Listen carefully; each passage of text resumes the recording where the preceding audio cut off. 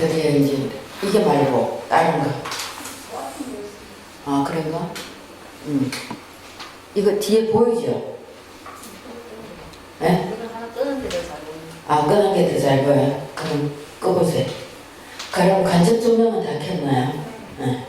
자, 우리가 드디어 이제 불교사의 마지막 인도 불교사, 중국 불교사를 이어서 마지막 우리 한국 불교사입니다. 제가 한국 불교사는 여러분들이 한국의 역사에 대해서 어느 정도 인식을 가지고 있기 때문에 다른 유인물은 준비하지 않았는데 한국 불교사 이제 시작하도록 하겠습니다. 우리나라가 불교가 들어오기 이전에는 우리나라에 삼국시대의 종교가 어떤 것이 있느냐 하면은 민간신앙을 믿고 있었어요.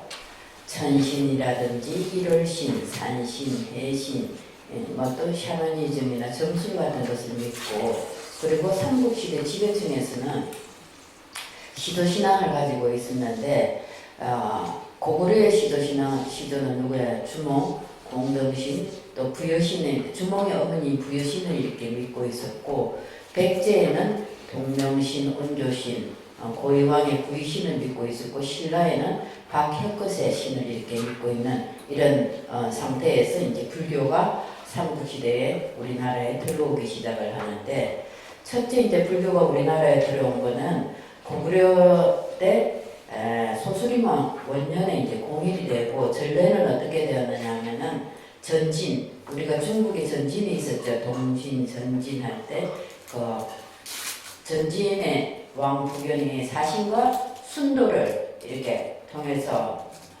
보낸, 사신과 순도를 통해서 불상과 불경이 이제 우리나라에 처음으로 들어오고, 이때 성녀 아도가 소수림왕 4년인 374년에 들어오게 됩니다.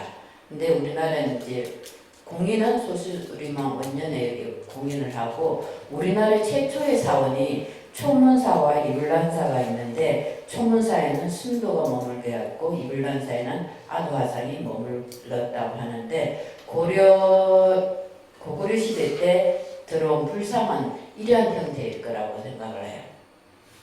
지금 이거는 뚝섬에서 발견된 금동불자상인데 삼국시대 때 고구려 시대 거로 이렇게 추정이 되고 있는데, 이런 모양을 형태를 하고 있어요. 손 모양이 이런 식으로. 근데 이제 장전리 1호군에 보면은 이게 벽화에 보면은 이렇게 예불도라는 게 있어요. 여기 이제 그 안에는 뭐 천정에도 여러 가지 그림이 있고 연꽃이 있는데, 여기 이제 돌아가신 분이죠. 돌아가신 분이 이 그 무덤의 주인인 분이 부처님께 예배를 하고 있는 거예요. 이 부처님을 조금 크게 확대시켜 보면은 이런 식으로 뒤에 화관도 있고 이러는데, 이 부처님하고 이분하고 좀 비슷한 느낌이 들지 않으세요?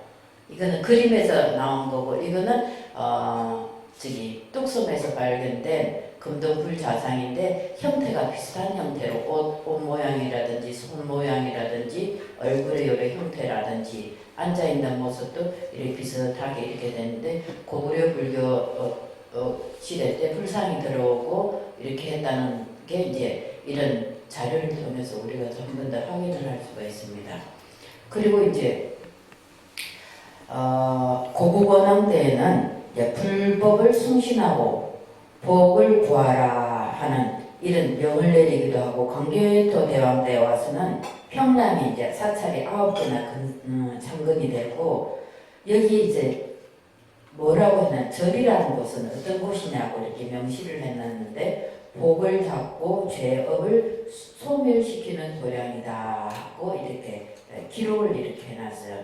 그래서 이제 불교에 대해서 정확하게 이해를 하면서 사찰이를, 그 당시 이제 사찰이 이렇게 생기니까 이건 도대체 뭐 하는 곳이냐 하니까 복을 닦고 죄업을 소멸시키는 도량이다라고 이야기를 했었어요.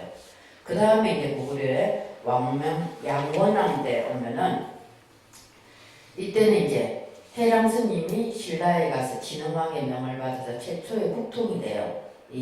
그리고 이 나라에서 백고사법회라든지 팔관회 등을 처음 설치하여서, 이 양원왕 때 해랑 스님에 의해서 신라 불교가 이제 처음 이제 일어나기 시작을 하고, 그러고 이제 영유왕 때 도교가 당으로부터 들어와요. 고구려에. 그렇게 고장왕 때는 이제 여기소문이 불교를 별로 안 좋아해요. 도교를 받아들이면서 불교 사찰 사원을 갖다가 도교의 사원으로 이렇게 막 삼기하고 이렇게 했었어요. 그리고 이제 이때 보도 화상이 아주 유명한데 아주 이쁘는 신통력이 뛰어나갔고 방장이 뭐냐 하면은 아주 높은 화상이나 국사 등의 고승들이 머무는 처소를 방장이라고 해요. 그리고 우리는 또 요즘에는 방장이라 그러면은 그 큰 대차례 뭐 통도사 같은 데서 최고의 어른을 방장이라고도 하는데 이때 이제 이 보도화상이 당신이 머물고 있던 그 처소를 고성의 거실을 남쪽으로 신통력으로 집체를 그냥 날려버려요. 그래갖고 완산주로 보내요. 그래서 이제 했는데 그 다음날 아침에 그 보도화상의 제자가 일어나서 보니까는 눈 뜨고 보니까는 이게 절이 없어진 거예요. 이 절이란다 이 처소가 없어진 것을 보고 깜짝 놀랐다 그래요. 그리고 이제 고구려 불교에는 삼론학의 대가들이 많은데 대부분의 중국이나 일본에서 이래 활동을 하는데 아까 말씀드린 그런 성랑 스님은 삼론학을 집대성하고 중국 삼론종의 창설의 선구자가 되기도 합니다.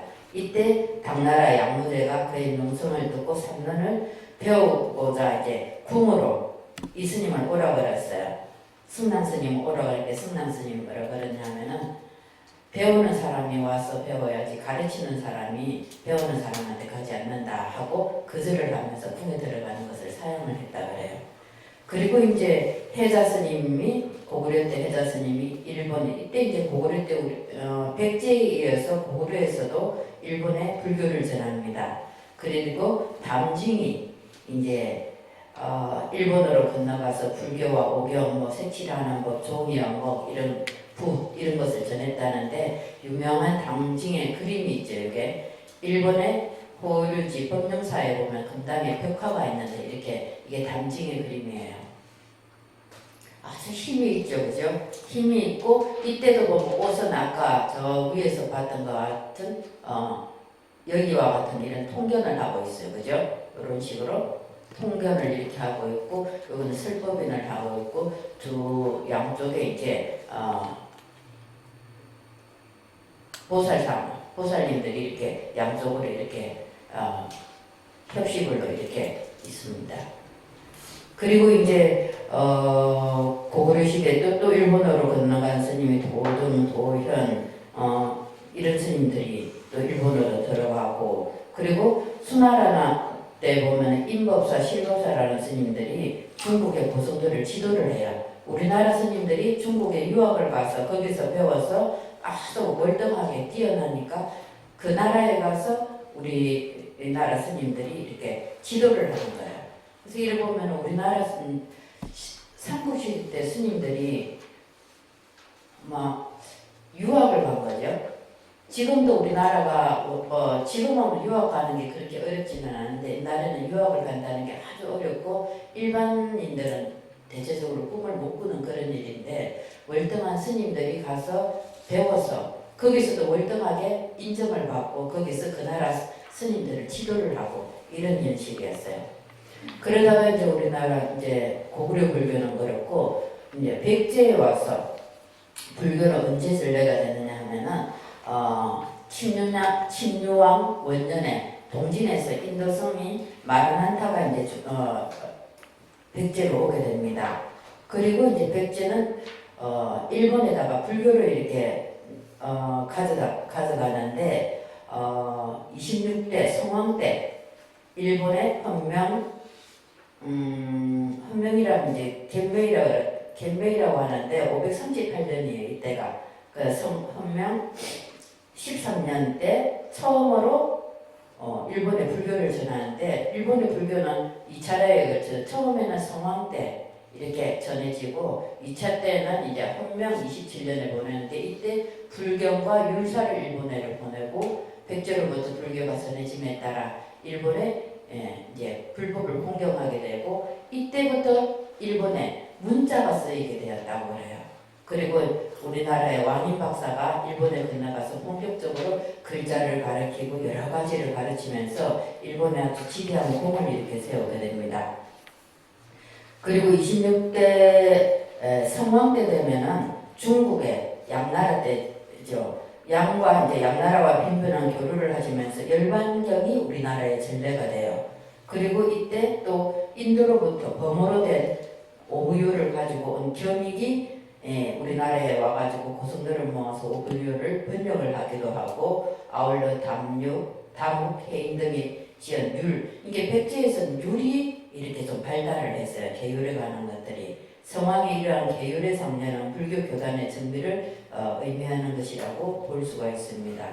그 외에도 담솔, 놀이사치계 등이 또 일본에 가서 부처님의 불금 동상과 번개는 뭐냐면은 불사밀에 대해 돕는 비단 같은 거를 번개라 그래요. 그리고 경론 약관권을 보내서 일본에 불교를 전파하고 이 밖에도 아까 말씀드린 성황대 의박사, 역박사들이 전문가와 기술자들을 교대로 파견을 하면서 일본에 대한 선진 문물의 전수자로서의 역할을 우리가 똑똑하게 하고 있었어요.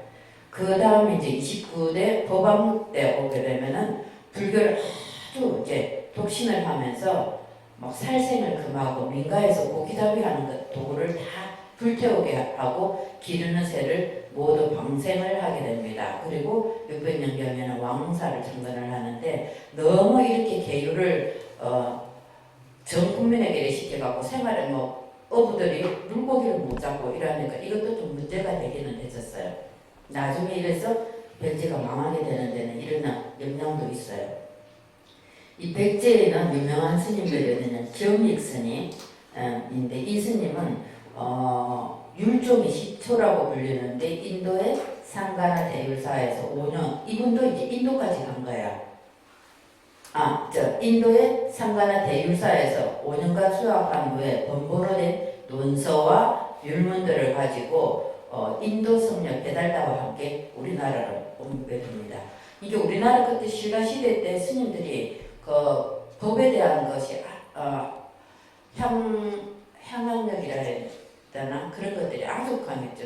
중국 가기도 어려운데 인도까지 가는 거예요. 해초 스님도 그렇고 보면은 그 다음에 이제 관력 스님께서는 일본에 건너가서 삼론을 이렇게 가르치고 일본 성단의 계율을 강조하고 이랬는데도 나중에는 일본에서는 이 계율이라는 것을 갖다가 덮어버리게 됩니다. 그래서 일본에서는 개는 없어지게 돼요. 그냥 종교가 살아남으면서 그리고 일본 불교는 어떻게 되느냐면 결혼을 하게 되고 가족을 이루고 이런 식으로 직업같이 이렇게 되기는 됩니다. 그리고 이제 해총 스님도 일본에 들어가서 관료 스님과 같이 3년의 교황을 펼치는데 이 스님은 고구려의 해자 스님과 함께 일본 성덕회사의 스승이 되기도 해요. 그래서 우리나라 스님들이 삼국시대 스님들은 아주 엘리트 스님들이었던 것 같아요. 중국에 가서도 그렇게 활동을 하시고 중국에서 배워가지고 그 나라 스님들을 가르치고 일본에 또 가서는 국왕이나 왕자의 스승이 이렇게 되기도 합니다. 그리고 이제 신라 시대에 이제 오게 되면은 불교가 이제 신라가 제일 늦게 받아들여요. 삼국 가운데 신라의 불교는 어떻게 오느냐 하면은 율지왕 때 고구려를 거쳐서 이제 무코자가 아도 이렇게 오는데 이 무코자에 대해서는 아직 국적이 불분명해요.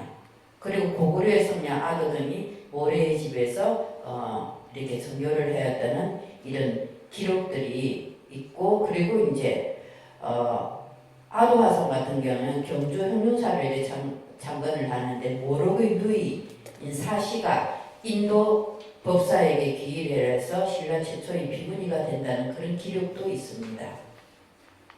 그리고 신라에서 불교의 공연은 법봉왕 23대 왕인 법봉왕 때 이제 이루어지는데 이때 이제 신라에는 자기 자체적으로 믿고 있던 이런 것들이 그 부족심 같은 것을 믿고 이래 있었는데 불교가 들어오니까 처음에는 반대를 했어요.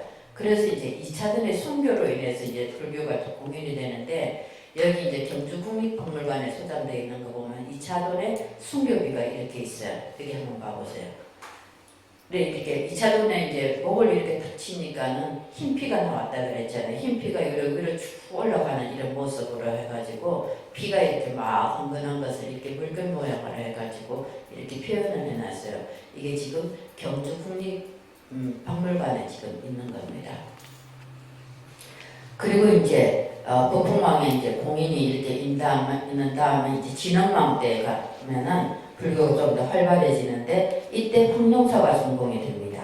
그리고 백고사 법회와 팔관회를 개최하는데 이때 이 백고사 법회는 어떤 거냐면 하면은 인왕호국 반야경이라는 경의 내용에 따라 국가의 안녕을 기원하면서 내란과 외환을 소멸시키는 그런 법회였어요.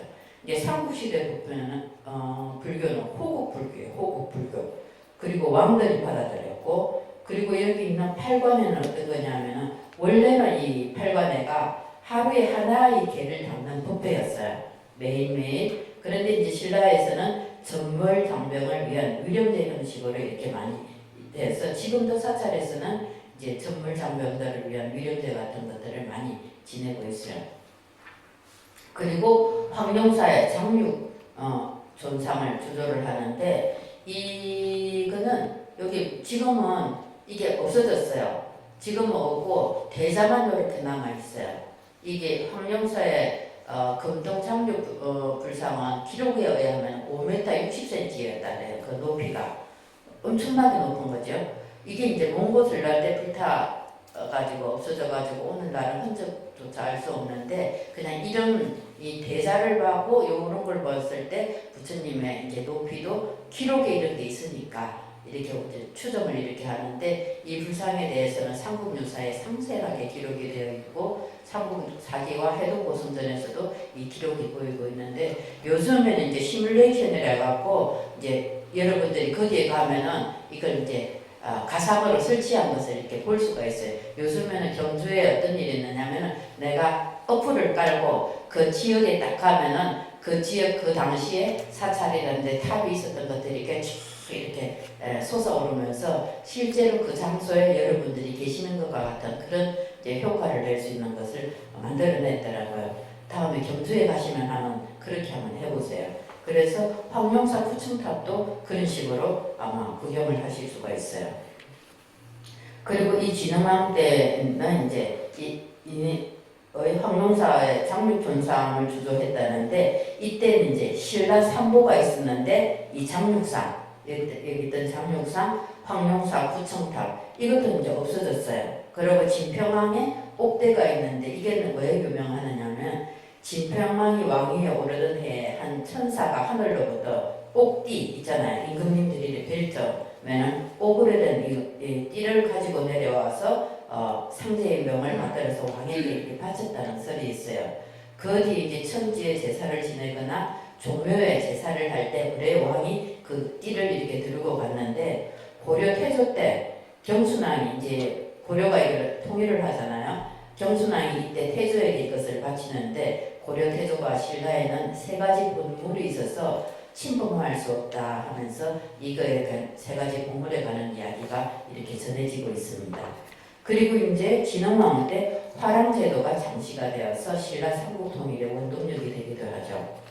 황룡사 구천목탑은 지금은 다 타버리고 없지만은 신라 삼보의 하나로서 선덕여왕 12년인 643년에 당나라에서 유학을 마치고 귀국한 지장스님의 요청으로 만들어지는데 층이 9층이잖아요. 9층은 모두 신라 변방에 있는 나라들을 이제 그 나라들을 지키겠다고 9층을 했는데 이래서 나라를 갖다가 이 탑을 다 쌓으면은 외침을 받지 않을 것이다 해갖고 지었는데 이때 이제 이게 몽골이 고려 때 몽골군이 우리나라에 침범을 하게 됩니다. 그때 다 타버리고 그 후로는 중수도 되지 못하고 있는데 이때 몽골군들이 우리나라를 침범하면서 우리나라 불교 문화재들이 많이 소실이 되는 것들이 많습니다. 대장경도 그때 없어지고 그렇게 되거든요. 그리고 이제 이래서 이제 그리고 이제 그 다음에 이제 신라의 또 아주 유명한 스님 가운데 한 분이 원광법사가 있어요. 여러분들 원광법사의 세속옥에는 학교 다닐 때도 들어보셨죠? 이 원광법사는 진나라에 가서 589년에 진나라에 가서 열방경이나 석대승론 등을 배우고 이제 귀국을 하게 되어서 우리나라의 많은 불교 지식을 신라에 전하게 되는데, 이때 이제 운문산에 지금 운문사라고 아시죠? 그게 지금 거기에 이제 가서 사람들이 있었는데, 그때 화랑인 비상과 최양이 이제 이 스님을 찾아가셔서 일생을 두고 경배할 금원을 이렇게 한 말씀을 해주시라고 하니까 원가법사가 이 5개를 주었어요. 근데 이 5개를 받고 난 다음에 이 5개가 나중에는 화랑도의 신조가 되어서 크게 화랑도가 발전을 하고 삼국통일의 기초를 이루는데 크게 이바지하는데, 사군이충 사친이요 교우이신 인정문대 살생유택, 살생을 하되 가려서 하라 그랬죠. 그래서 이제 스님이 이렇게 가르쳐 준 것이 이제 화랑도에게 엄청난 이제 정신적인 그런 기반이 되기도 했죠. 그 다음에 이제 우리나라의 아주 유명한 스님이 신라의 자장 스님께서 이때 또 탄생을 하셨는데, 이 자장 스님께서는 당나라로 유학을 가십니다. 유학을 가갖고 643년에 귀국을 하는데, 분황사와 홍룡사에, 이거는 경주에 있어요. 아까 불타 없어진 분황사, 홍룡사는 지금도 있어요. 지금은 비구니 스님들이 선방으로 이용이 되고 있는데, 머물면서 석대승론과 보살 개봉 같은 거를 강의를 하는데, 이 자장 스님께서 우리의 본사인 그 통도사를 참관을 하시게 됩니다. 그리고 금강계단을 만들어서 계율을 널리 설하고, 스님들이 출가를 하려면은 그 금강계단에 가서 다 이제 계를 받고 그렇게 하기도 했어요. 이렇게 해서 이제 우리나라의 삼국의 시대에 불교가 이렇게 들어오다가, 나중에 이제 우리나라가 통일신라 시대를 맞이하게 되죠. 태조무열 통일신라 시대는 신라가 통일을 할 때는 어떻게 했느냐면은 당나라의 힘을 빌려서 나당연합군을 형성을 해갖고 고구려하고 백제를 치게 됩니다. 신라 자체의 힘만으로는 부족을 했어요. 그래서 태종무열왕 7년 때에는 백제, 문무왕 8년에는 고구려를 평정하는데, 그로부터 6, 7년 동안에는 당의 세가를 다 축출을 해냅니다. 그리고 최초의 통일국가를 만들어내는데, 그게 우리가 말하는 통일신라가 여기에 해당이 됩니다. 이 통일신라 시대 때는 불교가 이제 왕실의 불교에서 대중화가 되기 시작을 해요. 이때 이제 이럴 때 서민불교를 이제 교화를 하신 분들이 이제 유명하신 분들이 있는데, 해숙스님, 해공스님, 대안스님, 원효스님이 그 대표적인 예인데, 해숙스님은 국선으로 이제 구창공이 사냥을 갔다가 사냥을 막 이렇게 하니까 해숙스님 그 살생을 하지 못하게 하려고 자기 다리에 살을 베어갖고 이렇게 국선의 잔인한 거 어지지 못한 마음을 이렇게 깨우쳐 주기도 하고, 이런 소문을 들은 진평왕이 이 스님을 맞이하려고 궁으로 모시려고 하는데, 해숙스님은 사자가 오는 것을 미리 알고 피하고 이렇게 시골로 이렇게 다니면서 교화하시면서 돌아가셨다는 그런 이야기가 있어요. 그리고 이제 해공스님도 아주 유명한 신통한 걸로 유명한데, 해공스님은 조그만 절에 살면서 매일 술 마시고 삼태기를 들며 지고 다닌다고, 그리고 하면서 길거리에서 노래 부르고 춤추고 한다고 해서 이 스님을 부괴화상이라 했어요. 이 괴자는 뭐냐면 삼태기 괴자인데, 부자는 질부요. 삼태기를 짊어 다니고는 스님이다 해서 부괴화상이라고 불렀고, 이 스님이 사는 절을 부괴사라고 했는데, 아주 이 스님은 신통력이 뛰어나갔고 영묘사의 화제를 미리 예감하고 생사의 암을 자제했다고 합니다. 그리고 이제 이 스님은 아주 신통력이 뛰어나서 저기 금강산에 스님의 금강산 낙승법회에 가는데, 당시에 많은 사람들이 비가 오니까 옷이 다 젖었는데 이 스님만 옷이 안 젖고 왔고, 홍보대 들어갔다 나와도 옷이 안 젖었다 그래요. 신통력이 좋아서. 그리고 이제 대한 스님은 항상 동으로만 바루를 들고 대한 하면서 소리를 치고 다녔기 때문에 대한 스님이라 불렸는데, 이 스님은 또 얼마나 유명하느냐 하면은 용궁에서 가져왔다는 금강 300경이 있는데 이 경전이 다 흐트러져 있었어요. 그래서 왕이 왕궁으로 초대를 해가 이를 좀 바르게 잘 이렇게 만들어 달라고 이야기하니까는, 나는 왕이 있는 궁궐에 가기 싫다 하면서 그냥 그 땅바닥에 앉은 채로 흩어진 경을 다 맞춰 정리하고 그냥 그 장바닥에서 이 경전을 완성해가지고 궁궐로 보냈다고 합니다. 그래서 이 대한스님도 아주 유명하신 분이고, 우리가 잘 알고 있는 원효스님, 삼계유심, 만법유식이라고 하면서 해골바가지 이야기는 여러분들 잘 알고 계시죠? 그리고 이제 이 하엄경소를, 이 원효스님 같은 경우는 하엄경소를 저술하다가 나중에는 이제 속복을 입게 되죠. 그 요속공주와의 이야기는 여러분들 잘 아시죠? 그래서 그때 이제 스스로를 소성거사 또는 복성거사라고 했는데, 복자가 어떻게 되느냐 하면은 아래 하자에서 위에 일자 요거를 뺀 거를 복자라고 해요. 예를 아래 하자 있잖아요. 아래 하자가 있으면 요 위에 옆으로 된 이 핵을 뺀 거를 복자라고 하거든요. 그래 이거 뭐냐면은 나는 아래 하도 못 되는 사람이다 라고 자신을 낮추어서 얘기를 해요. 그래서 보통 소성거사, 복성거사라고 이렇게 많이 불리는데, 이 원효스님이 살았던 시기는 삼국통일의 마무리 단계로서 전쟁의 공포 속에서 많은 민중들이 힘들어하고 있을 그럴 때였어요. 그래서 이제 이때 스님께서는 뭐 귀족들이 말하는 그런 어려운 불교도 안 하고 가난하고 이렇게 우리 일반 대중들을 위해서 이렇게 아미타 정토 신앙을 이렇게 하게 해요.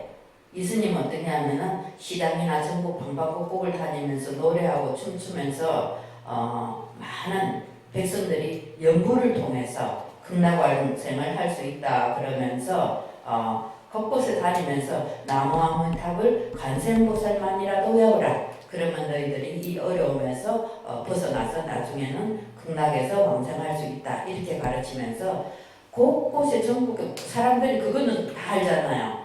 지금 우리나라에 뭐 옛날 할머니들도 다른 뭐 불교 뭐 교리 뭐 삼법인 팔정 뭐 이런 거 몰라도 나무아미타불 관세음보살 요거는 알잖아요. 그게 이제 이때서부터 내려오기 시작을 하게 됩니다. 그리고 이제 통일 신라시대 때는 불교와 우리나라 불교 최전성기에 해당이 돼요. 이때는 문무왕 때부터 해공왕 때인데 약 120년간에 근데 이때 이 시기에 때 원효스님이 활약을 하던 그런 시기이죠. 그리고 이제 해통국 스님도 있고 진표율사도 아주 유명한데, 진표율사는 신라에 와서 점찰법회를 크게 여는데, 점찰법회는 불교가 토착화되는 과정에서 고대 사회부터 우리가 행해졌던 주술인이라든지 전복 이런 것들이 불교의 참회법과 이제 결합된 의식이라고 이렇게 합니다. 그리고 지표유서에서 점찰법회가 유명해졌고, 이때 통일신라시대 때 우리나라에 이제 선종이 중국에서 전래가 되기 시작을 하는데, 법랑스님이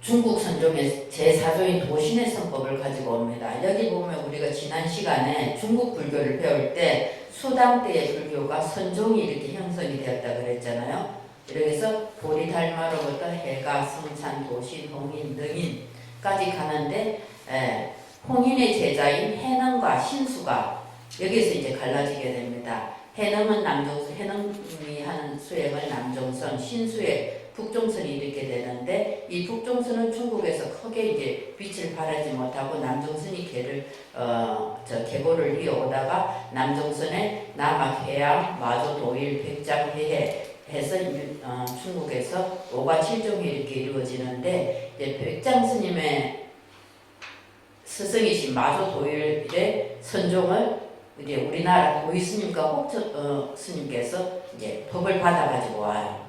그럼 우리는 이제 남종선의 이 법을 이렇게 받아서 이 마조 도일의 스님의 법을 도의국사와 홍석선사께서 받아오고 이때 신라 신정에서는 오교구산이라는 것이 이제 생겨나게 되는데 이때 신수의 신행 스님께서 이 신수 북종선의 신수의 법을 가지고 오지는 하지만 우리나라에 수용이 안 돼요. 그리고 도의국사와 홍석 스님은 이제 아까 말씀드린 마소 도일의 법을 가지고 오고 구산선문이 이때 형성이 되는데 구산선문은 신라 말에서 고려 초에 걸쳐서 이렇게 형성이 되는데 구산선문은 오교구산이라고 해갖고 오교는 이렇게 보는 여러분들 책에 있는데 구산선문은 삼국통일로 중국에서 성행하던 선종이 들어와서 다시 불교계에 활발한 양상을 띠게 되고 교학 위주였던 신라 교단에서 이제 수행 위주의 교단으로 이렇게 전환을 이렇게 하게 되는 계기가 되는데 불인문자, 직지인심, 견성, 성불이라는 이제 그걸 취지 아래서 이제 우리나라의 교회 별전의 선지가 이렇게 막 이렇게 펼쳐지게 되는데 여기 보면은 구산이 이런 식으로 있어요. 대부분의 지금 우리나라 지금 이거는 신라 땅이 통일 신라 땅이 이렇게 됐었거든요. 지금 우리나라 지도는 요까지 해갖고 여기 38선이 그어지면서 여기를 이북 여기는 미남이를 지금 우리 대한민국인데 이 구산선문이 형성이 되는데 이 지금 현재 이북에 있는 거는 요거 수미산문 하나밖에 없어요. 그리고 신라와 통일을 하면서 이 산문이 전국에 걸쳐서 다 이렇게 형성이 되는데 첫째 가지산 여기 보면 여러분들 교재에 보면 197페이지 있는데 가지산 도의국사는 지금 우리 조계종의 종조로 해서 항상 우리가 그 도의국사에게 달해제를 지내기도 해요. 1년에 한 번씩. 육조 해능 스님의 4대 법선으로서 당나라 지장의 법을 이어가지고 왔는데 우리나라에 최초로 기구가여서 남종선을 아까 여기 말씀드린 남종선이죠. 우리나라에 들어온 거는 남종선이라 그랬어요. 그죠? 이걸 가지고 도의국사가 전래되었는데 이 도의국사가 처음에는 이 스님은 신라 스님이기 때문에 중국에서 들어와서 경주로 오려고 합니다. 근데 경주에서는 그 당시 아직 이 도의 스님을 받아들일 준비가 안 되어 있었어요. 그래서 이 스님이 지금 여기 가지산문이 여기거든요. 여기 장흥에 장흥 보림사의 가지산문이 여기는 가지산문이 형성이 되는데 제가 출고한 성남사도 가지산의 성남사인데 우리 가지산의 그 성남사의 초도를 도의국사로 삼고 있어요. 이거는 뭔 말이냐면 지금 도의국사는 어떻게 됐냐면 중국에서 들어와갖고 여기 경주로 들어가려고 하는데 못 들어가고 있어요. 그럴 때 이제 잠시 경주에서 가까운 성남사에 머무면서 이스님이 그래도 때를 못 만나고 다시 이스님은 강원도로 가시게 됩니다. 그리고 강원도에 가서 사시다가 거기서 이제 입적을 하시게 되는데 그 스님의 제자인 최정 스님이 여기 장흥으로 돌아와서 산문을 열게 되니까 자기 은사 스님이죠. 가지산 도의국사에 그걸 따서 여기를 이제 계산조를 그냥 도의국사로 해가지고 해서 여기에서 하는데 지금 이제 전남 장흥에 있어요. 그 다음에 실상산문의 홍초 여기가 실상산문은 여기는 전남 남원에 있고 독림산문 여기는 이제 창원에 있어요. 이 독림산문이 우리 김해하고 가까운 창원에 있고 그 다음에 독리산문이라고 있는데 이것은 전남 곡성에 있어요. 이래서 이제 전라남도와 경상도에 있고 희양산문이라 그래가지고 경상북도의 문경공항사가 이렇게 희양산문에 해당이 돼요. 그리고 성주산문은 충남 보령에 가면 성주사지가 있는데 이게 무임스님에 의해서 개창이 되고 사자산문은 사자산 폭풍사 있죠. 그게 사자산문이고 그 다음에 사굴산문은 저기 어디 있느냐면은 여기가 강릉에 있어요. 사굴산문은 법일스님에 의해서 개창이 되는데 그리고 이제 소미산문은 저기 황해도 해주에 이영스님에 의해서 구산산문이 이렇게 전국에 걸쳐서 산문이 다 형성이 되면서 드디어 우리나라에 수행이 들어오기 시작을 합니다. 그리고 이제 삼국불교는 어떤 특징이 있느냐 하면은 현세 이익적인 경향과 호국신앙적인 경향이 있어요. 그래서 국왕이 많이 공포를 하고 국왕이 많이 후원을 하고 국가의 이익이 대상이 되는 그런 것이었는데 신라불교의 사상의 전개는 통일신라 시대 때가 가장 학문적으로 융성하고 교학적으로는 오교가 성립이 돼요. 이 오교라는 것은 여러분들이 가지고 계신 보면은 교재 194쪽에 보면은 열반종, 율종, 화엄종, 법상종, 법성종 등이 있는데 이 화엄종 같은 경우는 원효 스님께서 화엄경을 소위경전하는 종파인데 원효 스님의 독자적인 입장으로서 의상대사에 의해서 신라의 화엄학이 성립이 됩니다. 그리고 의상 스님의 제자인 표현, 의정, 지통, 도신 스님 등이 있는데 이때 이제 화엄종이 형성이 되고 그 다음에 법상종을 또 유식종이라고도 하는데 제법의 실상을 분별하는 종이라 해서 법상종이라는데 오이백백을 세워서 아리아식을 근본으로 하는 그런 종인데 이 법상종은 실천적인 종교운동으로 이렇게 바꾸게 되는데 이 법상종에는 파가 두 파가 있어요. 진표율사에서 영심, 보종, 신법, 최진, 진해, 진선, 석충 이렇게 내려가는 한 파가 있고 원척 스님을 중심으로 해서 도성, 태영으로 날아가는 이 계파가 두 개의 계파가 이렇게 있게 됩니다. 이때 그리고 이제 이 나라 이때 이제 있는 법상종의 원척 스님 같은 경우에는 당나라 현장에서 이제 법을 배워와서 원측의 제자인 보종이 우리나라에 귀국해가지고 원측의 유식을 신라에 전하는데 이 원척 스님은 당나라에 가서 승려가 되고 했는데 우리나라로 돌아왔던 기록은 없어요. 아마 당나라에서 돌아가신 것 같아요. 그래서 이 원척 스님의 제자인 도종 스님이 중국에서 원척 스님한테서 배워가지고 우리나라에 귀국을 해가지고 이 유식을 신라에 전했다고 합니다. 그리고 이제 열반종은 보덕 스님이 개창을 하는데 모든 중생은 본래 불성을 가지고 있어서 이를 성덕하여 나타낸 것이 열반이라고 하면서 열반을 적극적인 핵을 종지로 하는 그런 종이에요. 그 다음에 법성종은 일체 만유는 법성을 가지고 모두 성불할 수 있다는 교의를 가진 불교 종파인데 넓은 뜻으로 보면은 삼론종, 화엄종, 진은종, 천태종을 다 포함을 하는 것이 이 법성종이라고 합니다. 그리고 율종은 계율을 종으로 하는 종파고 자장스님에 의해서 개창이 되었고 대승의 법망계를 아주 중요시하는 그런 종입니다. 이렇게 해서 이제 신라 불교인데 여러분들 가지고 계신 교재 198쪽에 보면은 도의선사에 대해서 설명을 하고 있는데 도의선사는 중국에 40년 가까이 유학생활을 하고 헌덕왕 13년에 821년에 신라로 돌아옵니다. 근데 신라에 들어왔는데 이 스님은 신라에 입성을 하지 못해요. 그래서 아까 말씀드렸다시피 성남사 그 경주 부근에 가까이 좀 머물다가 다시 설악산으로 가셔요. 그래서 설악산에서 가시면서 거기서 생을 마치는데 당신의 제자인 영거화상에게 법을 전하고 그 영거화상의 법이 나중에 장흥 보림사에까지 이제 가서 이 가지 산문을 개청하게 됩니다.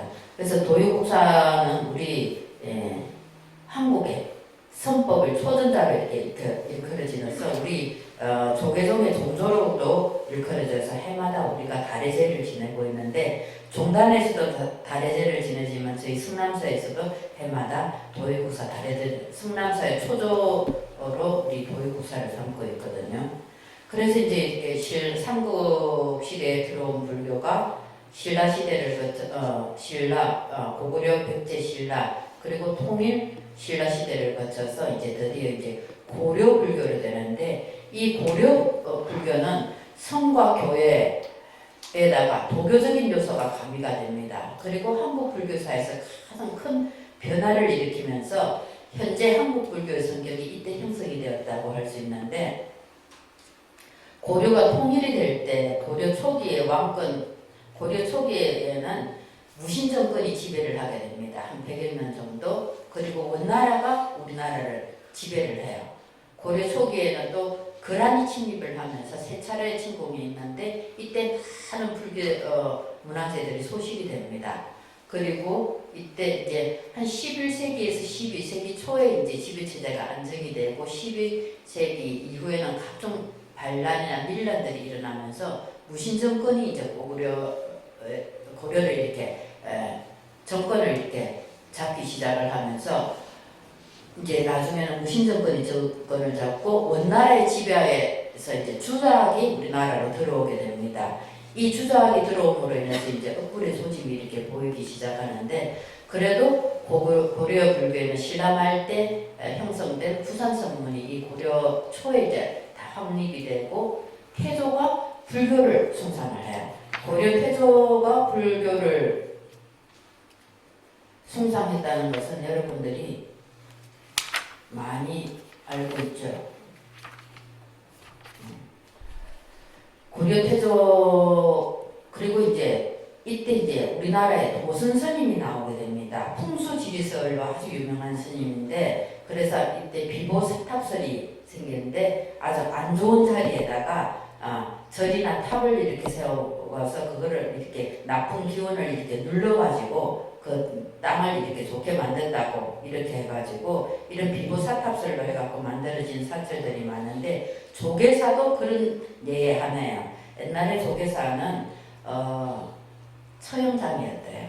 이렇게 그 죄인들을 이렇게 죽이는 그런 장소였는데 거기다가 부처님의 기운으로 눌러서 나쁜 악틀을 좋은 장소로 만들자고 해가지고 거기다 절을 지었다고 하거든요.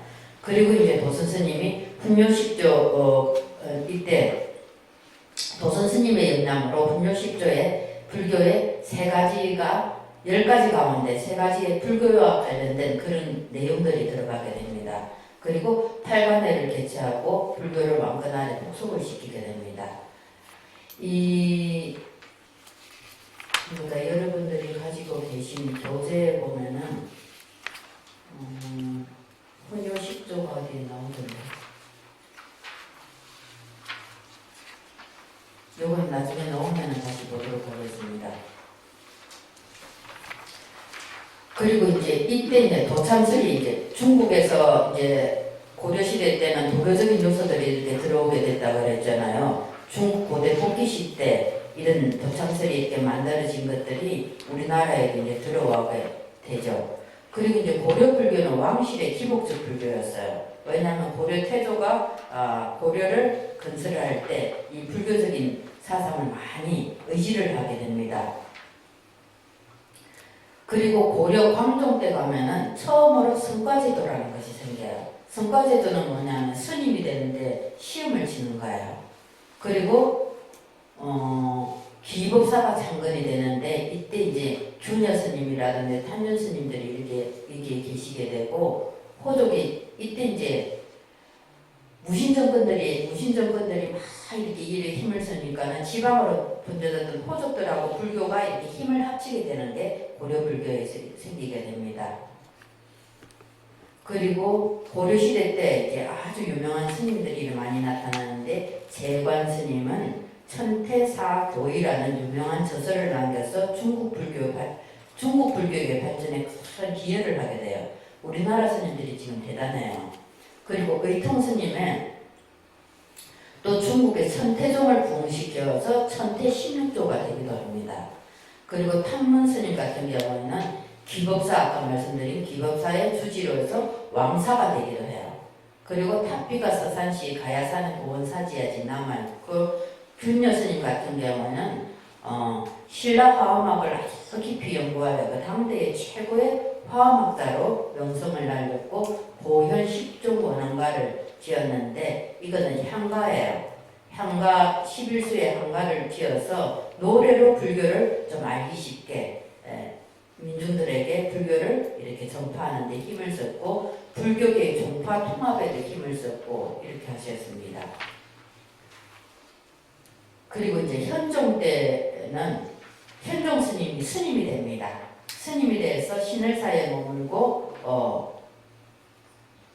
이때 거란이 침입을 하게 되는데 이때 거란이 침입을 할 때 우리나라에 초조장벽이 판박이 됩니다. 거란을 침입을 물리치기 위해서 판박한 최초의 대장경인데 1232년대 몽골의 침입으로 이게 또 다 소실이 되게 됩니다. 그리고 정종 때에는 경행의식이란 불교의식을 하는데 여기 경행이라는 것은 뭐냐면은 처음에 이제 경전이 먼저 가요. 경전에 이렇게 이거 먼저 가면은 그 뒤를 스님이 따르고 그 뒤를 또 백성들이 따라가면서 이제 하는 불교 의식인데 질병이나 재앙을 물리치기 위한 그런 불교 행사였어요. 그러니까 이때 삼국시대 고려시대에 와서도 계속 정권에 힘들고 전쟁이 나고 하니까 백성들이 너무너무 힘들어하니까 이런 의식들을 하기도 했어요. 그리고 이제 문종 때가 불교 의식의 최전성기에 해당이 되는데 이때부터 이제 불교가 점차 사치와 타락의 길로 이제 가기 시작을 합니다. 그리고 많은 스님들이 재산을 축적을 하면서 환속을 해요. 이때부터 이제 스님들이 재산을 가지는 게 문제가 되고 요새도 재산을 많이 가지고 문제가 되는 스님들이 많죠. 스님들이 가진 재산은 스님 개인 것이 아니고 삼부 전제예요. 그래서 주지 스님도 이 땅이 10억, 100억 어느지 값어치가 있을 때 어떻게 스님들이 다른 스님들이 야 팔아갖고 좀 편하게 살아라 그렇게 이 돈이 내 돈이 아닌데 난 그래 못한다. 이게 이제 그린벨트가 풀렸으니까 어떻게 절을 지어갖고 부처님 도량을 만들어라는 그런 뜻인 것 같다 해갖고 당신이 이 땅에 절을 짓고 통도사에다 기정을 하고 재단을 만들어서 전체 다 환원을 시켜요. 그리고 이제 당신은 지금 남아있는 건 뭐가 있느냐 하면은 당신도 그래도 재산이 있는데 어떤 재산이 있느냐 빚이라는 재산이 있어요. 그건 당신이 갚아야 될 숙제예요. 그래서 당신이 가졌던 걸 모두 다 이렇게 스님들은 가졌을 때 가지고 난 걸 돌아가실 때 사찰에다 다 회양을 해요. 학인들이 장학금으로 내놓던지 사찰에 무슨 불사하는 데 내놓고 저희 절의 스님들도 돌아가실 때는 그렇게 다 내놓고 가거든요. 그래서 이제 스님들이 가족이 없으니까 그 재산이 이렇게 안 내놓으면은 옛날에는 그냥 절에서 썼는데 요새는 무슨 현대법이라는 것이 내가 따로 지정을 안 해놓으면 내 이름으로 된 재산이 속가 가족들한테 가게끔 사회법이 그렇게 되어 있다 하더라고요. 그래서 스님들은 각서를 쓰고 당신네들이 살아있을 때 재산을 다 사찰에 에다가 다 내놓고 가요. 이런 식으로 추지스님과 같이 그 불사를 해가지고 사찰을 만들어 놓거나 이런 식으로 하는데 스님들이 그 재산을 개적인 걸로 사용을 하면 이제 폐단이 따르기를 해요. 여자가 따른다든지 개를 파한다든지 이런 일이 생기게 되는데 그는 여러분들이 책임지고 해야 되는 일이에요. 스님들이 딴짓을 한다 하면은 후원을 안 해야 돼. 아시겠죠? 근데 스님이 너무나 반듯하게 잘 산다 하면 이 스님이 뜻을 펼 수 있도록 여러분들이 적극적인 후원이 필요합니다. 아시겠어요? 이건 도제하고 관계가 수업하고 관계없는 건데 그런데 이때 이제 아주 걸출한 스님이 탄생을 하게 됩니다. 대각국사 의천인데 문종의 아들이에요. 그리고 문종 19년에 출가를 해가지고 이때 성녀들의 이제 자격을 위해서 관리를 위해서 도첩제를 실시를 해요. 도첩제라는 게 뭐냐면 성녀점이에요. 성녀점. 신분, 스님들의 신분점에 관련된 도첩제를 실시를 해갖고 성녀들을 이제 이렇게 좀 이렇게 잘 하려고 했는데 아직 이게 잘 정착이 안 돼갖고 아직 뭐 자질이 이제 저하되었다고 하고 이제 이렇게 하니까 일부 유학자들에게 많은 비판의 대상이 되기도 해요. 불교 스님들이. 근데 이 대각국사 의천 같은 경우는 천태종의 개조이기도 하고 교정도감을 두고 속장경을 만들어요. 이 속장경은 뭐냐 하면은 경전이 아니고 경과 율과 논에 대한 주석이에요. 주석으로 교종의 교리를 정리한 것으로 선정관계서적은 포함이 되지 않고 교종에 관계된 것만 이제 정리를 해놓은 그런 것입니다. 그리고 교선일치를 강조를 하고 저서로서 신편 제종교장 총록이라 해서 고려와 송, 요, 일본 등에 있는 자료를 다 수집을 해요. 왜냐하면 이 스님 같은 경우는 왕실 사람이었잖아요. 그만한 힘이 있는 거예요. 그래서 불교 그 당시에 이제 고려, 송나라, 요나라, 일본 등지에서 자료를 수집해서 편찬한 불교 이제 목록집이에요. 경률론에 대한 연구와 주석서를 갖다가 이제 강당했는데 이게 아주 귀중한 자료입니다. 그리고 주정관을 설치해서 주정관이라는 것은 뭐냐면은 철제로 만든 돈이에요. 우리나라 이제 일반 백성들은 이걸 잘 못하게 있었는데 이스님께서 주정관을 설치해갖고 주전도감에서 철로 만든 돈, 왜 동전 동그란데 가운데 이렇게 구멍 나 있는 거 있죠. 네모 구멍 이렇게 나 있는 거, 그런 것들을 만들어서 해동통보라는 것을 이렇게 만들어가지고 우리나라 주화의 시초가 되기도 했습니다. 그리고 이제 천태정이 이때 개창이 되고, 그리고 이제 고려 말쯤에 가게 되면은 인종 때는 묘청의 난이 일어나는데, 묘청이 누구냐면 스님이었어요. 서경에 스님인 묘청이 인종 때 서경에서 반란을 일으키는데, 왜냐하면 금나라에 대항해서 정금론을 갖다가 막 주창함을 하고 이렇게 했었어요. 그리고 서경선도를 깨하고 여러 가지를 했지만은 나중에는 이제 이 김부식 일파에게 진압이 이르게 됩니다. 그리고 이때 우리나라의 김부식에 의해서 삼국사기가 편찬이 되는 아주 중요한 때이기도 합니다. 그리고 이제 무신정권 하에서 이제 불교가, 제가 그랬잖아요. 고려는 무신정권이 정권을 잡았다고. 그때 이제 불교는 어떻게 했느냐면 왕실 불교가 타락을 하게 됩니다. 그리고 이에 대해서 또 스님들은 반발을 하게 되고, 그래서 여러 가지 난들도 일어나고 여러 가지 일들이 있는데, 고종 4년에 보면은 거란군이 침입을 하기 위했는데, 이때 이제 스님들이 거기에 투입이 돼가지고 개경에 있는 스님들이 거란군을 물리치기 위해 모았는데 거란군을 안 치고 어디를 도리어 무신인 최충원을 죽이려고 하다가 최충원에게 진압이 되어서 많은 스님이 죽기도 하고, 고려시대 때 무신정권 하에서는 불교가 많이 힘이 들었어요. 그리고 이때 무신정권들이 힘을 이렇게 잡으니까는 이제 무신이 들어서기 이전에 무인정권들이 있었는데, 이때는 이제 이분들이 어떻게 되느냐, 무신정권이 들어서니까 지방으로 다 뿔뿔이 흩어져요.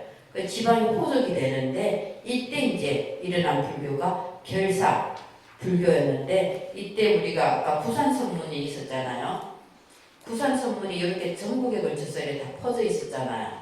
이때 이 지방 호족들하고 결합해갖고 불교가 많은 이제 호족들과 교류를 이렇게 하게 됩니다.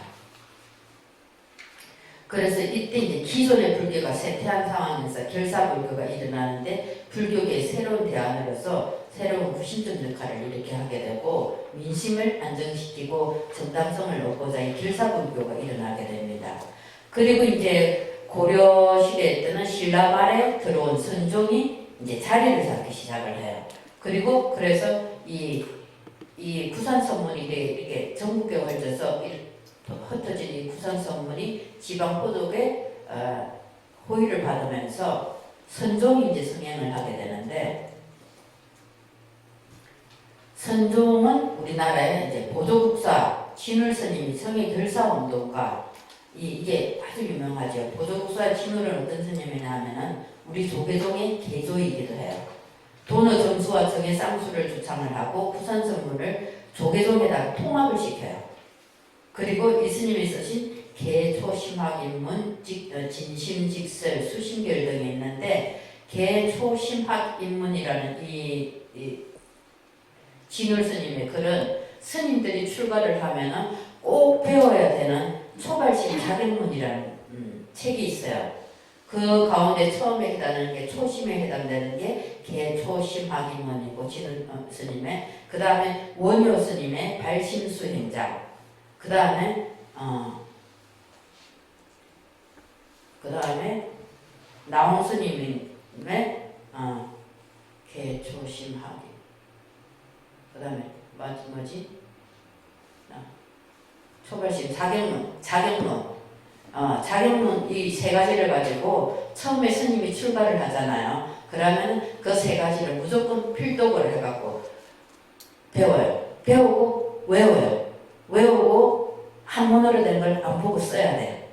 그래서 책 한 권은 개초심학인문 한 권, 팔심수행관 또 한 자, 또 그 다음에 자격문은 10가지로 된 스님들이 지켜야 되는 이런 출가 수행자가 해야 되는 거라는데 그것을 달달달 외워가지고 이제 시험을 봐요. 그래서 안 보고 스님들이 눈 보고 써야 되는데 제가 제일 많이 헷갈렸던데 성자가 그냥 이룰 성자가 있고 앞에 말씀 문자 붙은 성자가 있고 이러면은 이거를 소리는 똑같은데 처음에 출가했을 때 그게 막 어려웠어요. 무조건 처음에 날 외우고 쓰고 해서 강원 갈 때 시험도 이걸로 보기로 하고 우리가 지금 해서 이 진울 스님이 쓴 책을 지금까지도 저희 스님들이 수행하러 처음 절에 오시는 분들이 배워야 되는 그런 교재로 쓰고 있습니다.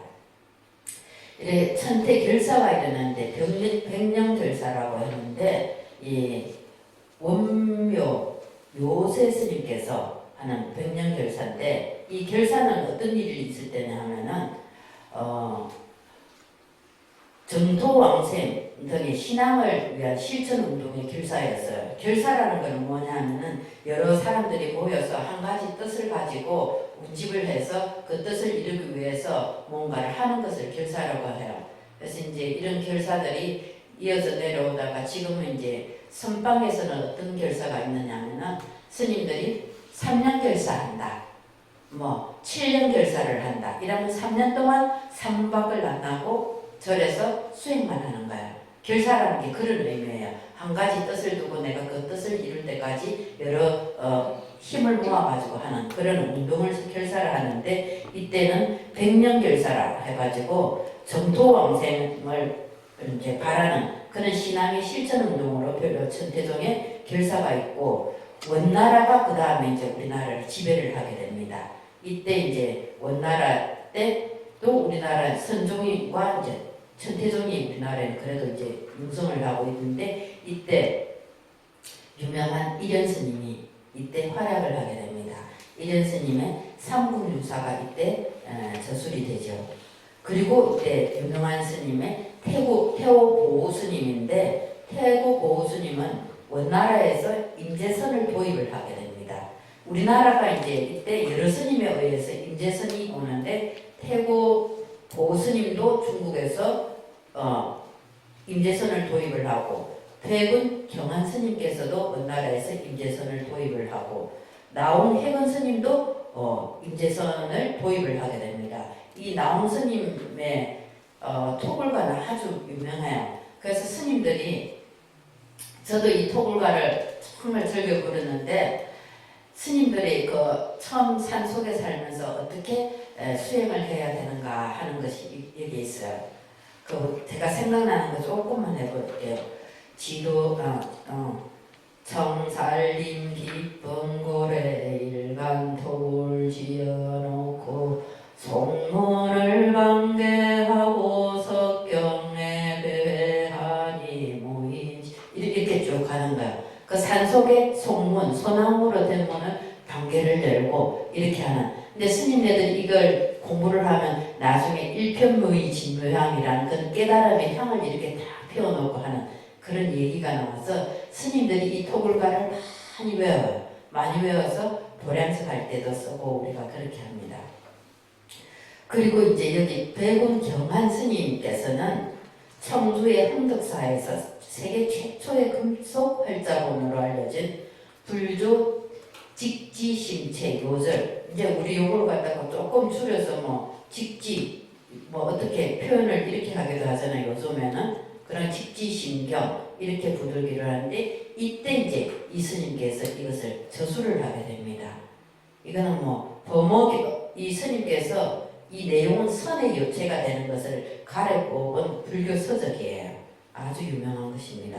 그리고 나온 해근 스님 밑에는 무학스님, 무학스님 알죠? 조선 이승계의 스승이 되는 무학스님, 무학자초, 축원법장 등의 훌륭한 스님들이 이 나온 스님 밑에서 많이 배출이 되는데 우리나라 이제 불교계 삼화상 하면 지공스님, 무학스님, 나움스님을 얻고 우리가 얼마 전에 부처님 저만식을 할 때도 우리가 3대 하상을 정명어를 할 때는 이 스님과 지공, 나옹, 무학 스님을 이렇게 항상 이렇게 우리가 예경의 대상으로서 이렇게 모시고 있습니다. 이때 우리나라 고려말기에 오게 되면 불교가 이제 조금 힘을 잃어요. 신진 사대부들이 승리학을 이렇게 중시 여기는 사대부들이 힘을 갖기 시작하면서 이 사람들이 힘을 갖기 시작하면서 조선이라는 나라를 건국을 하게 되니까 조선이라는 나라를 건국을 하기 위한 통치 이념으로서 불교 고려에서 안 하던 게 필요를 하니까 승리학을 수용을 하고 불교가 조선시대에 오게 되면 탄압을 받게 됩니다. 그리고 승리학이 이제 확대되면서 불교를 배척하는 이름들도 되고 자질이 부족한 승려를 비판하는 목소리도 높아지고 또 이제 이렇게 위화도 해고를 중심으로 해갖고 보수파와 진보파가 있는데 이 진보파들이 불교에 대한 비판의 목소리를 더욱 높이게 되고 나중에는 척불론까지 대두가 되면서 불교가 힘을 많이 잃게 되는 이런 것들이 고려말 불교계의 사정입니다. 그리고 이제 고려의 불교는 아까 말씀드렸다시피 성과제도가 있었어요. 성과제도는 종선과 대선이 있는데 종선은 뭐냐면 일종의 예비고사고 본고사는 대선이라는 국가에서 실시하는 시험을 쳤어야 돼요. 이렇게 스님들이 지금도 성과제도를 저희들은 치고 있어요. 그리고 이제 이 대선의 종류에는 선종과 교종의 대선이 있는데 선종의 승려를 대상으로 하는 것은 광명사에서 실시하고 교종의 승려를 대상으로 하는 것은 왕룡사. 이때 이제 스님들도 교종의 스님, 수행을 위주로 하는 선종 스님, 또 학문을 위주로 하는 교종 스님을 이렇게 두 군데로 나누어 있었는데 시험도 나누어서 쳤다고 그래요. 그리고 선종이 이제 우리나라 선종의 법계는 지금도 이제 대덕, 대사, 뭐 여러분들 무슨 대사, 서산 대사 이렇게 할 때 대사 이렇게 부르는 것들이 여기에 나오는데 중대사, 삼중대사 이런 식으로 있고 법계라는 것이 선종의 법계가 있고 교종의 법계가 있는데 이 부분이 위에 부분은 다 똑같아요. 대덕, 대사, 중대사, 삼중대사. 그런데 이제 선사하고 수자하고가 달라져요. 여기서부터. 근데 이 수자라는 말은 교종의 법계에 해당이 되는데 요즘 우리 스님들을 부를 때 선방의 스님들을 수자 스님이라고 불러요. 이 수자는 어떤 거냐면은 수자는 국사나 왕사가 될 수 있는 자격이 부여되는 스님이에요. 근데 수자 위에 승통이라 해갖고 맨 최고 높은 거 있는데 승통은 국가 통치에도 관여하는 중요한 역할을 가진 스님을 승통이라고 했는데 중국에서는 선방에서 승려를 지도하는 이에게 사용을 했고 선방에서는 이 수자라는 말은 중국에서는 선방의 승려를 지도하는 스님에게 사용한 말인데 선방에서의 우두머리라는 뜻도 있고 그런데 이제 우리나라 지금은 성객을 일컬을 때 우리가 수다라고 하는데 이 사실은 수다라는 게 교종의 법계에 해당이 되는 건데 지금은 이렇게 쓰고 있어요. 고려시대는 여러 이제 종파들이 일어났는데 화엄종, 자엄종, 남삼종, 조계종, 천태종 조계종들이 이때 생겼죠. 여러 가지 종자가 있는데 이 조계종이라는 것은 선종의 총칭을 뜻하는 말로서 신라말 부산 서문에 연원을 두고 있는데 남종선이 주류고 임재선의 관하선도 이때 이제 조계종의 절대가 됩니다. 오교양종이라는 것은 고려 말기 불교 종파를 지칭하는 말인데 오교는 보시다시피 화엄종, 법상, 법성, 열반종, 율종을 말하고 이 오교는 신라말에 형성이 되었죠. 그죠? 오교 구산할 때 그리고 양종의 천태종과 조계종이 이때 생기게 됩니다. 그리고 이제 우리나라에 대장경이 생기게 되는데 처음 생긴 게 초조대장경은 거란이 침입을 할 때 개경에서 이제 이게 종판이 이루어지는데 이것을 개경에 있던 것들을 거란이 침입할 때 생긴 것을 40년에 걸쳐서 완성이 되었는데 이것을 개경에서 나중에는 거란이 침입을 할 때 부인사로 옮기게 됩니다. 근데 부인사에 있던 것들이 제2차 몽고 침입 때 이렇게 처음에 이제 거란이 침입할 때 거기 있다가 나중에 부인사로 옮겼는데 나중에 이게 다 소실이 되게 되죠. 그 다음에 이제 만들어지는 게 고려 속정경이 만들어지는데 홍왕사에서 고려 13대 선조 때 이제 만들어지는데 교장 도감을 설치를 하게 됩니다. 그때 요 일본 등대에서 여러 격전을 수집을 하고 대각국사 의천에 의해서 이제 10년간에 걸쳐서 완성이 되는데 이것도 원나라 때 침략을 받으면서 1232년에 이게 소실이 돼요. 그나마 영인본이 우리나라와 일본에 남아있어서 우리 고려 속장경의 내용을 지금 저희들이 알 수는 있어요. 이 교장도감이라는 것은 뭐냐면 아까 말씀드렸다시피 이제 불서 수집을 의천 스님께서 대각국사 의천 스님이 불서를 여러 나라에서 가지고 와서 이렇게 작업을 할 때 설치한 기관입니다. 그 다음에 이제 우리나라 세 번째 만들어진 고려 대장경이 만들어졌는데 이 고려 대장경은 고려 23대 왕인 고종이 천도하는 강화도에서 이제 이게 만들어지게 됩니다. 이 강화도에 대장도감을 설치를 하고 대장경 제도에 착수를 하는데 이 강화도는 사실은 강화도에서 만들어진 것들이 16년간에 걸쳐서 이 고종 38년대 되면 이렇게 완성이 되는데 이 고려대장경 완성한 기념일을 갖다가 책의 날이라 해갖고 우리나라에서 10월 11일은 책의 날이라고 이렇게 선정해서 지금까지 우리가 하고 있어요. 고려대장경을 고려 제조대장경 또는 제조장경이라고도 이름을 이렇게 부릅니다. 이는 새로 이제 대장경에 포함된 경전의 목록을 작성을 하고 여러 판본을 모아서 가장 완전한 내용이 되도록 했는데 이러한 것들은 이제 화엄종의 스님들이 주로 이렇게 했고 성통이었던 수기 스님이 이거를 하게 됐죠.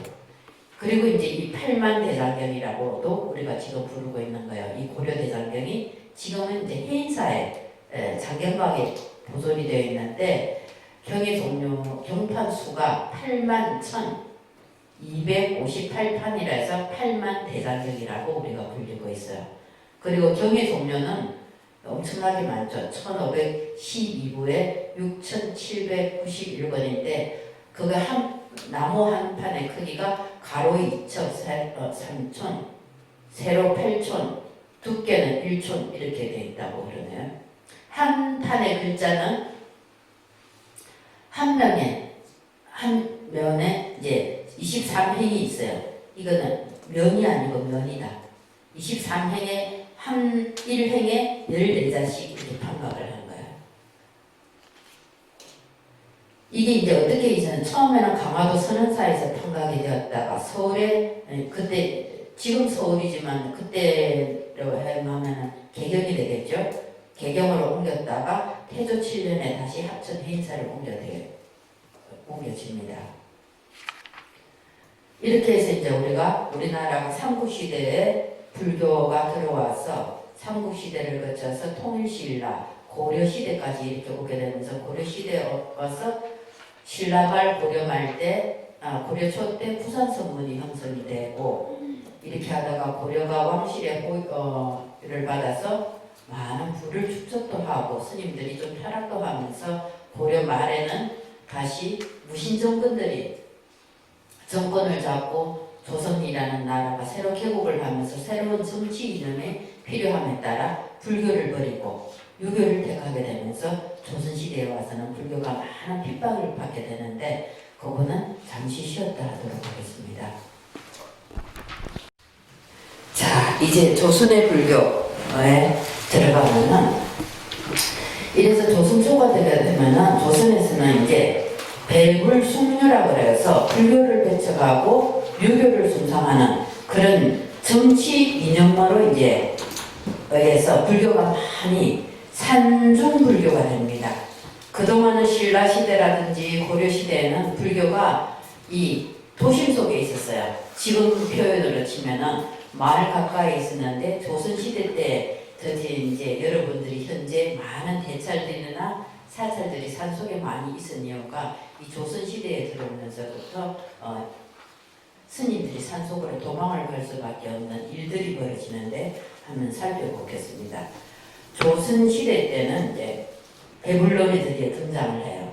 고려 말에 불교가 어땠냐면 왕실의 구원을 받고 국가다 보니까 국가 재정이 많이 소모가 되고 불교 신앙이 좀 저속화가 되고 기복이나 의례를 중시하는 경향이 심해지고 사원 경제가 세속이 되고 스님들이 이제 좀 물란하게 성난이 물란해지게 되니까 이때 이제 유학자들이 새로운 승리학을 이제 들고 들어오면서 새로운 정치 이념으로 승리학을 주창을 하게 됩니다. 신흥 사대부들이 중심이 되는데 중심 인물로는 정보전이나 정몽주 등이에요. 우리 역사에서 아주 훌륭한 분들이기는 하는데 불교적인 입장에서는 조금 반대되는 그런 성향이 있는 분들입니다.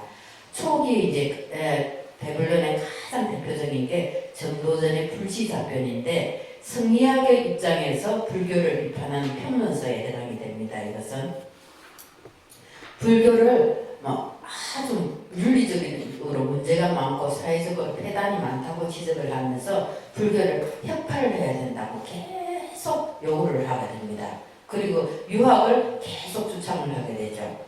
그렇지만 조선 초기에는 태조 이성계가 무학대사를 왕사로 삼고 천태종의 승려 조구를 국사로 삼았다고 합니다.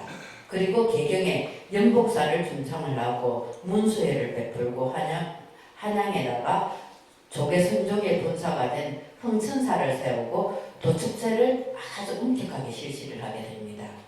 이 흥천사는 어떤 일을 하는 데냐 하면은 국제를 거행하며 수도 행자를 정진케 함으로 왕실에서 사찰의 위용을 보아 나라의 명살이라 하여 조계종의 혼선으로 명했다 하는 이런 내용이 있는데 신라 왕후 강씨가 이거는 언제 됐느냐 하면은 태조 5년에 이게 사찰이 이렇게 사찰로서 극락보전은 태조 왕실의 궁종원에 부린 명나라의 보타난가산의 42수 관세음 보살상을 이렇게 봉안을 하고 국태민안을 기원하는 그런 사찰이었습니다. 그래서 왕살에서는 왕찰이라고 그러죠. 그리고 이제 태조 때는 그렇게 하고 태종 때로 3대 조선의 3대 왕인 태종 때 오게 되면은 아주 불교에 많은 심한 타격을 주는데 사찰이 폐쇄가 되고 스님들이 환속을 하고 사찰의 토지는 국유화되고 사찰에 딸린 하층민들은 군인으로 가요.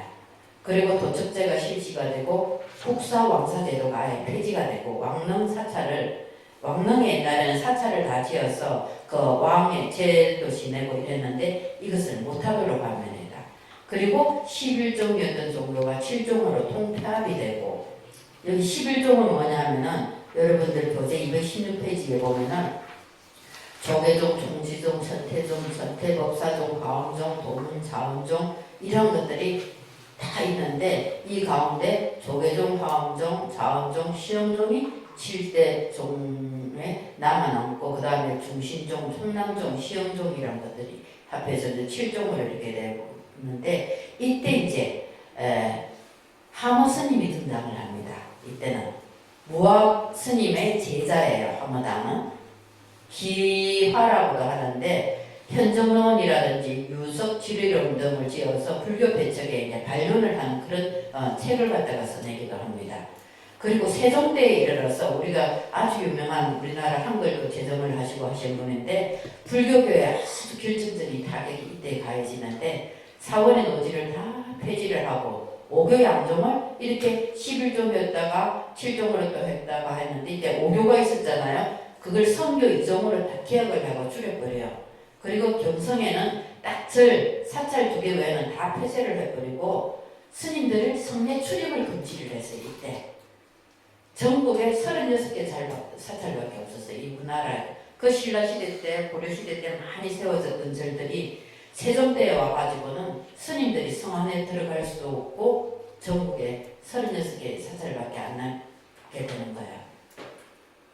그리고 국가에서 불교를 관리하던 성록사라는 그것도 폐지를 하고 대신에 선종과 교정의 도회소라는 것을 설치를 이렇게 하게 됩니다. 그래서 이 선종과 교종의 도회소에서는 선종의 종단 업무, 그 다음에 교종의 교종 업무를 따로따로 이렇게 관장을 하는 이런 것들이에요. 그리고 이제 흥천사의 사리각을 중수하는데 나중에는 또 불사에도 도움을 줘요. 자기 나중에는 세종이 이제 말년에 가면서 점차 불교를 숭배를 하면서 호의적인 태도를 가지고 나중에는 신하들이 다 반대를 하는데도 내불당으로 건립을 하고 그렇게 합니다. 그래서 그때 세종 때 세운 왕실사찰로서의 세종 즉위년에 경복궁 안에 문소전이라는 내불당을 세우고 흥천사의 석탑에 안치되어 있던 서가모니 진신사리 내가와 주골 배역경 가사등을 이제 옮겨서 이제 보관을 하게 됩니다. 그리고 세조 때에는 법회, 법석, 강경회 등이 베풀어져서 크게 일어났고 임진왜란 이후에는 이게 폐쇄가 됐어요. 내불당이라는 것이. 조선시대에는 억부를 한 왕들, 패부를 한 왕들이 많이 등장을 하는데 성종 때는 국역사업을 하는 강경도감을 배지를 해요. 이게 강경도감이 아까 고려의 대각골수사 의천 스님이 강경도감을 설치했다 그랬잖아요. 근데 이 조선시대에 와서 성종 2년에 이게 폐지가 되고 도첩제가 폐지가 돼요. 도첩제가 뭐냐면 스님이 되는 신분증인데 이걸 폐지한다는 것은 스님이 되지 말라고 원천 봉쇄를 하는 거예요. 그리고 스님들은 환속을 시키고 사찰을 폐사를 시킵니다. 그리고 연산군 때도 아주 폭군이죠. 성녀가 되는 것을 금지하고 성가제도 자체도 폐지하고 그 다음에 삼각산에 있는 스님들을 다 쫓아버리고 빈절로 만들고 그까지만 해도 괜찮은데 비구니는 궁방에 비로 가고 나머지 또 비구 스님들을 환속을 시켜갖고 어떻게 관에 노비를 만들어요. 안 그래 하려면 철을 넣게 해갖고 속퇴를 시켜버리는 거예요. 왕의 힘으로. 사찰의 토지는 다 몰수가 되고 중종 11대에 와서는 조선조 불교의 최대 순환기가 이때가 되는데 성과제도는 아예 없어져 버려요. 그래서 경국대전이라는 우리 대전이 있잖아요. 우리나라 헌법같이 그런 거. 거기에서 성녀의 출가를 규정한 도성조라는 조문을 아예 삭제를 해버려요. 이거는 어떤 의미가 있냐면 불교에 대한 공식적인 폐굴이고 성녀로서 신분 보장을 하나도 받을 수가 없고 불교는 더 이상 법적인 근거를 잃고 없어져야 할 대상이 되고 그리고 그때 도첩 대신에 스님이 되는 성년적인 도첩 대신에 호패가 지급이 되는 거예요. 마을에서 하는 요새를 치면은 주민등록증이 되겠죠. 그리고 환속을 하고 이때 이제 스님들이 깊은 산중으로 들어가서 작은 사찰을 중심으로 소수의 스님들이 근근히 수행을 하면서 생존의 길을 하면서 불교의 맥을 이어옵니다.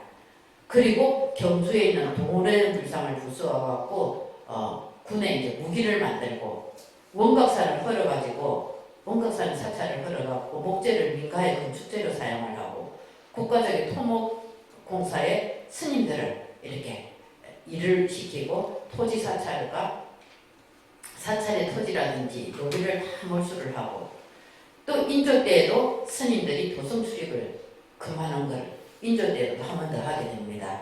그리고 숙종 때에도 스님들이 성내 출입을 금지하는데 이 스님들의 도성 출입 금지가 해제가 언제 됐느냐 하면은 고종 32년인 1895년에 해제가 됩니다.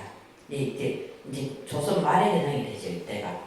그런데 그런 와중에서도 조선에 불교를 숭상한 숭불의 왕이 있었는데 세조. 이게 조선의 7대 왕이 세조가 조선시대의 최대의 숭불왕이고 다시 사찰을 중수하고 천민도 출가를 허락을 해요. 강경도감을 다시 설치를 하죠. 그리고 부처님의 일대인 석보상들과 공덕을 찬양한 월인성덕지곡을 합친 월인석보를 관행하게 됩니다. 그리고 이제 정경법이라 그래가지고 이제 스님들이 불경을 외우면서 불상을 모신 가마를 내려가면서 시강행전을 하는 그런 의식을 실시를 해요. 그리고 왕실의 원찰인 원각사를 갖다가 다시 창건을 하게 되고 사찰에 많은 노비를 기증을 하게 됩니다. 그리고 이제 명종 13대 왕인 명종 때 와서 이때도 이제 이때는 문정왕후가 섭정을 하는 시기였어요. 성과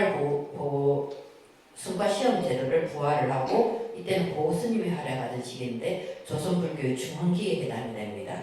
그리고 봉헌사 서울에 있는 봉헌사가 선종의 본사고 봉선사는 교종의 본사로 교단의 활기를 띠게 되고 성과와 도첩제를 다시 실시를 하게 되고 이때 이제 서산대사와 사명당이 성과에 이제 급제를 하게 됩니다. 그리고 이제 문정왕후가 별세를 하고 난 다음에는 다시 모든 정책들이 다시 폐지가 되면서 스님들이 이제 본격적인 산성불교 시대가 도래를 하면서 사찰들이 산속으로 숨어들게 되는 거예요. 그리고 이제 조선시대 때 그럼에도 불구하고 조선시대의 스님들이 활약을 대단히 하시는 분들이 많은데 무학스님, 무학자초라고 하는데 태조의 왕사가 되었죠. 그 다음에 하무당 기화스님은 아까 말씀드린 그 불교를 막 배불론에 반해서 편정론이라든지 유수트리론 같은 것을 지어서 그렇지 않다는 것을 이제 성리학에서 불교를 갖다가 비판하는 것에 반대하는 그런 책을 내고 성민 스님이 또 이제 이 성민 스님은 신문고를 쳐갖고 왕에게 이제 조선시대에 신문고 제도가 있었잖아요. 그래서 왕에게 직접 척불 정책의 완화를 건의를 하기도 하고 신문고를 쳐서 이렇게 불교를 이렇게 막 너무 억압을 하지 말라고 건의도 하기도 하고 보스님께서 이제 이때 활동을 하시는데 조선 중기 불교의 전성시대를 맞이하게 한 이 스님이 보스님인데 문정왕후의 신임을 얻어서 불교에 많은 역할을 하게 됩니다. 그리고 보스님이 성교 양종을 부활을 하고 300여 개의 사찰을 나라에 공인 정찰로 해갖고 성령 4,000명을 선발해서 성과제도를 실시를 하게 됩니다. 근데 이 스님이 나중에 이제 문정왕후가 죽고 나니까는 제주도에 유배를 가는데 살해가 됩니다. 그리고 이제 이 보스님의 유불 일치 성교 융합 주창 이거는 아주 융합 사상은 아주 지금까지도 우리가 많이 본받아야 할 그런 걸로 성교 융합을 하는 건 주장을 하는데 유불 일치를 내세워요. 하도 불교가 너무 그렇게 하니까는 이렇게 합니다. 그리고 보스님의 저서로는 흥당집이라든지 불사문답, 성계답서 등이 이렇게 있는데 그 다음에 또 유명한 스님이 이제 우리나라 일제시대 때 활약을 많이 하신 서산대사 휴정스님과 사명대사 유정스님이 이때 이제 활약을 하는데 명종 때 성과제도에 이 두 분이 급제를 했다고 그랬잖아요. 그래서 이분은 교종판사, 순종판사를 겸임을 하게 되고 임신왜란 때 많은 활약을 하여서 성병들을 모아가지고 국가에 많은 공을 세웁니다.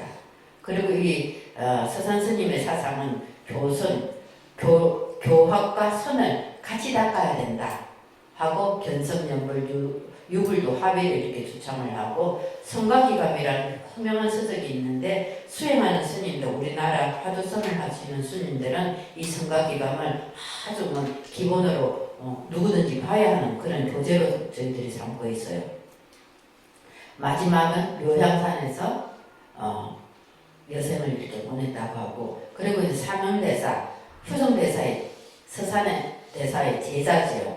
유성대사는 성군도 총섭이 되어가지고 이때 또 많은 활약을 하게 됩니다. 명나라 군사와 협력을 해가지고 평양을 수복을 하기도 하고 일본에 나와서 독국가와 이에와스를 만나갖고 강화를 맺고 그때 이제 우리나라 사람들이 많은 포로로 가 있는데 한 3,500명을 인솔을 해갖고 귀국을 하게 됩니다. 그리고 사명대사의 유명한 제자로서 이제 편양, 은기스님, 정관, 일선, 태능, 유전 스님들이 있고 사명대사 스님은 해인사에 머물다가 입적을 하게 됩니다. 그 다음에 이제 서산대사의 제자인 서영 스님도 조정에서 절충이라는 장군의 직함을 내려가지고 그때 이제 일제시대 때 많은 활약을 이렇게 하게 됩니다. 그리고 대흥사의 표충사와 묘향산의 수충사의 휴정 사명 대사와 함께 그 진영이 지금까지 이렇게 안치가 되어 있다고 합니다. 그리고 이제 또 서산 스님의 대자인 영규선사도 아주 유명한데 계룡산 갑사에 가면은 이 스님의 비가 이렇게 있습니다. 이 스님도 의병을 일으켜가지고 의병과 함께 많은 승병과 함께 이렇게 청수성을 수복을 하면서 일제시대 때 우리 많은 활약을 한 스님이고, 그 다음에 이제 우리 다도를 중흥을 일으킨 스님은 초이선사, 초이 의순 스님도 이제 있는데 조선시대 때 아주 유명한 스님 중에 한 분입니다. 실학사상도 아주 폭넓게 습렵을 했고, 일지암 아주 유명하죠. 대동사의 일지암은 다도 하시는 분들은 다 한 번씩은 갔다 오는 다도인들에게는 성지와 같은 것이고, 그 다음에 이제 대휘 스님인데 우리나라에서 범패성의 렉을 이제 기록한 책인 범음종보라는 책을 저술하신 스님이고, 범패의 기원과 전성, 우리나라 범패성의 계보를 담은 이런 내용입니다. 이 책에 의하면 범패는 인도 영축산에서 묘원보살이 부처님께 바친 노래에서 유래한다 했고, 중국에서는 위나라 조자근이 물고기가 노는 모양을 보고 범패를 익혀서 이를 어산이라고 하기도 했는데, 중국 불교사에서 우리가 어산범패의 시조는 북위의 조식, 이 조식이라는 사람은 위나라 문제의 동생인데 어산에 있을 때 공중에서 범음이 들려오는 것을 듣고 그것에 화답하면서 범패를 지었다고 또 하는 그런 내용을 우리가 배운 적도 있습니다. 이렇게 해서 이제 조선시대 불교가 끝났는데 한국 불교의 10대 사건을 한번 봐보세요. 처음에 고구려에 불교가 전래된 거, 그 다음에 이차돈이 순교를 함으로 인해서 삼국 중에서 가장 늦게 신라에서 불교가 공인이 됩니다. 그리고 우리나라의 통일신라 시대에 원효 스님께서 불교학을 집대성하고 화엄사상이 입각한 원융화정사상은 지금도 이 세계적으로 아주 유명한 사상이 되어서 세계 각국의 많은 사람들의 연구 대상이 되기도 하는 화정사상이 이때 만들어져서 통일신라를 이끄는 이념이 되었고, 신라말 그 다음에 뒤에 구산성문이 이제 우리나라에 들어오게 되면서 고려초에 신라말 고려초에 의해서 이제 이 구산성문이 형성이 되고, 태조의 훈요 10조 가운데 불교에 관한 것이 3가지가 들어가게 됩니다. 이건 제가 나눴다가 지워버렸는데 나중에 한번 볼게요. 그 다음에 광종 때 성가제도가 처음 생기고 고려대장경이 만들어지고 진울스님이 정예결사가 있고, 그 다음에 우리가 조계할 때 조계라는 말이 옛날에 송광산을 조계산이라 그래서 지금 송광사가 있는 그 산을, 그래서 우리가 이제 거기서 수선사 결사불합이 일어나면서부터 그 이후에 우리가 조계종 하면서 지금 현재 저희들이 속해 있는 종단이 여기서 시작이 되죠. 그 다음에 유교 조선시대에 와가지고 이제 배불정책이 일어납니다. 그리고 이제 조선시대 스님들이 사실은 살생을 하면 안 되지만은 국가가 없어질 그런 국군이 품정당화와 같은 그런 시기에 우리도 국민의 일환으로서 국가를 위해서 일을 해야 되겠다 하면서 성병들이 하는 활약을 함으로 인해서 그 다음에 어떻게 됐느냐, 조선시대 때 스님들이 도성 출입을 못하던 게 이 스님들의 활약에 의해서 도성으로 스님들이 이제 출입을 할 수 있게끔 되는데 이 성병들이 많은 역할을 하게 됩니다.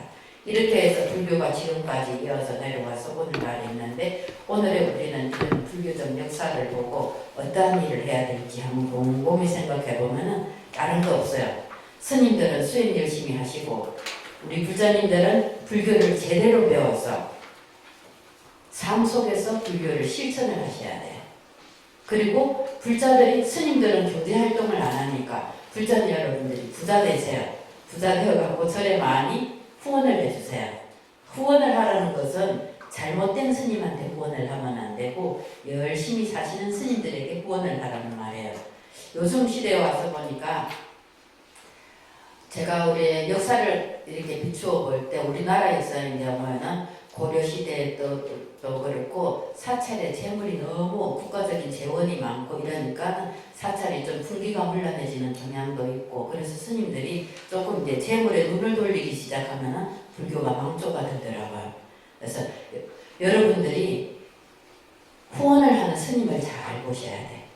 요즘에는 스님들이 가짜도 많고 개중에 가끔씩 안 좋은 모습으로 비춰지는 스님들도 어쩌다가 1년에 한두 번씩 언론을 타기도 하는데 그런 스님들이 다가 아니고 이 동안그 결제 이름도 없는 여러분들이 알지 못하는 많은 스님들이 산속에 들어가서 수행을 하고 또 주지 스님과 같이 이러한 것들이 생겨도 다 불교에 환원을 하면서 여러분들을 위해서 당신한테 남아있는 건 빛밖에 없는데도 이 여러분들을 위해서 또 불교를 위해서 왜 그렇게 하느냐 이 불교가 모든 사람들을 행복하게 만들기 때문에 같이 행복하자 하는 뜻에서 우리가 이렇게 하고 있다는 것을 알고 여러분들도 불자로서의 좀 자긍심을 가지고 마을에 가서 집에서 살 때에도 내가 불자인데 이렇게 행동해야 되겠냐 불자라면 이렇게 해야 되지 않을까 하는 그런 마음가짐으로 사시고 이번에 특히 이제 우리 동안거 결제 들어가는데 항상 독림선언은 수행하는 불자가 되어야 됩니다. 수행의 종류는 다양하게 있죠. 명상을 하든 화두 참선을 하든 다란이 수행을 하든 절기도를 하든 주력을 하든 여러 가지 있는데 자기한테 맞는 것을 하나 선택을 해가지고 수행을 꼭 하시기를 바랍니다. 이런 불교의 역사를 이어서 그 다음에 이제 제가 여러분들에게 하나 알려주고 싶은 것은 역사와 관련된 이제 문화재 이야기를 합니다. 이제 이 석굴암은 암자가 아니고 석굴 사원이에요. 석굴이라는 것은 인도에서부터 우리가 아잔타 엘로라 석굴 이런 거 봤잖아요. 그래서 기원전부터 시작이 되어서 차이티아라고 타원이라고 해서 암석을 이제 돌을 파가지고 돌을 그 안에 불을 만들어가서 그 안에 도량을 세우는 방법인데 이는 장방형의 이렇게 둥근 원형의 주실로 된 구성이 되어 있는데 이렇게 되어 있는데 이 안에 이제 부처님이나 탑을 이렇게 세웠는데 처음에는 탑만 세우다가 나중에는 이 안에 부처님을 이렇게 모시게 되었어요. 그래서 참배자들이 이 스투파를 이렇게 탑을 이렇게 돌면 이렇게 여기 와서 이런 탑을 돌면서 참배를 하게끔 되어 있는데 이 석굴암의 석굴도 기본 구조는 이 차이티아와 똑같아요. 여기로 들어가고 이 부처님을 처음에는 요 뒤에 이렇게 뺑 돌아가면서 이렇게 참배를 할 수 있게 됐는데 이 차이티아라는 분은 기원전 무불상 시대에서 기원후 불상 시대로 넘어오면서 주실에도 아까 처음에는 탑만 모시게 됐는데 불상도 모시게 됐는데 이것이 인도의 아잔타, 중국의 도낭석굴 우리 그때 봤죠. 원가 문문석굴에도 이어지는데 우리나라에서는 좀 저는 석굴 사원이 없는데 우리나라 왜냐면 산이 노년기 지형으로서 산이 작고 단단한 화강암이 우리나라에 주류를 이루기 때문에 인도나 중국처럼 쉽게 이렇게 굴을 팔 수가 없는 서요. 중국이나 인도에는 굴을 팔 수 있는 게 사암이에요. 근데 우리 화강암은 아주 단단한 거예요. 그래서 이제 우리나라에서는 이를 변형해서 백제 시대 때 마의 석굴처럼 바위에다가 그냥 약간 도드라지게 새기거나 고 신라 시대 때 보면 감실이 있어서 작은 부처님의 바위를 깎거나 아니면 통일신라 이후에는 자연 석굴에다가 부처님의 이제 모셔가지고 석굴 사원들이 있는데 석굴암은 인공 석굴이에요. 이런 건 세계적으로 유래를 찾아볼 수가 없다고 하는데 석굴암은 지금 대한민국 김두시의 토암산 중턱에 있는데 석굴 사찰로서는 국보 24호에 지정이 되어 있고 이것은 건축이라든지 수리기하학, 종교예술적인 가치와 함께 독특한 건축미를 인정받아서 불구사와 함께 1995년에 유네스코에 등재된 세계문화유산입니다. 이게 창건된 동기는 문화재청에 등록된 정식 명칭은 이제 석굴암 석굴이에요. 삼국유사에 나오는데 원래 이름은 석불사였어요. 임진왜란 이후에 불구사에 예속이 되었고 1910년경부터 일본인들이 석굴암 대신에 현재의 석굴암이라고 이름을 부르고 이ren 스님의 삼국유사를 보면 석굴암은 8세기 중엽인 통일신라 시대 때 대상이었던 김대성이 불국사를 준창할 때 왕명에 따라 착공한 것으로 되어 있는데 그 현세의 부모와 전생의 부모 두 부모를 위해서 석굴암을 세웠다는 이런 기록이 있고 하는데 이 석굴암은 신라 불교 예술의 정성기를 이룬 경덕왕 시기에 있는 통일신라 시대 때죠. 그때 재상이었던 김대성과 이성룡이 창건해서 774년에 완성되었다고 하는데 당시에는 아까 말씀드린 석굴사로 불려졌고 그리고 고려시대에 와서는 석굴암은 존재감이 좀 약해서요. 일부 기행문에서 간간히 언급되고 조선시대 때는 정시한의 산중일기라든지 정선의 교남 명성축 등의 기록이 조금 이를 따르면 어느 정도 석굴암이 관리가 되고 있었고 산중일기를 보면 전주에서 불국사와 석굴을 보는 사람이 언급될 정도로 이제 전국적으로 알려져 있고 참배객도 있었다고 해요. 그리고 조선시대 때 오면은 숙종 29년과 명조 34년에 보수했다는 기록이 있고 조선 말기에 얼산병사 조혜상이 크게 중수했다는 기록이 있고 1909년 이 일제시대 때죠. 재발견되는데 당시 본전불에 코가 깨져 있고 연화대 또한 심하게 갈라져 파손이 되었고 천장의 3분의 1이 무너지고 구멍에서 흙이 내려오고 있었는데 이들을 방치할 수 경우에는 이 모든 불산이 이제 파손될 위험이 있다는 그런 기록이 있었는데 이게 1907년에는 일본인은 우편 배달부가 우연히 석굴암을 지나가게 되는데 이때 석굴암을 발견하고 많은 사람들이 찾아오게 되고 이로 인해서 이제 상부에다가 위치한 8개의 구조 불상과 이때 요 불상 가운데 요 2개가 없어져요. 그리고 요 부처님 앞뒤에 있던 소탑, 5층 탑이 없어지게 됩니다. 이거는 그때 관리인이 그때 통치하던 아주 관심을 많이 가진 사람이 있었어요. 그래서 지금의 우리나라 석굴암은 요 탑은 없습니다. 탑은 없고 지금은 이렇게 배치가 되어 있는데 처음 발견될 당시에 석굴암은 이렇게 노천에 있었어요.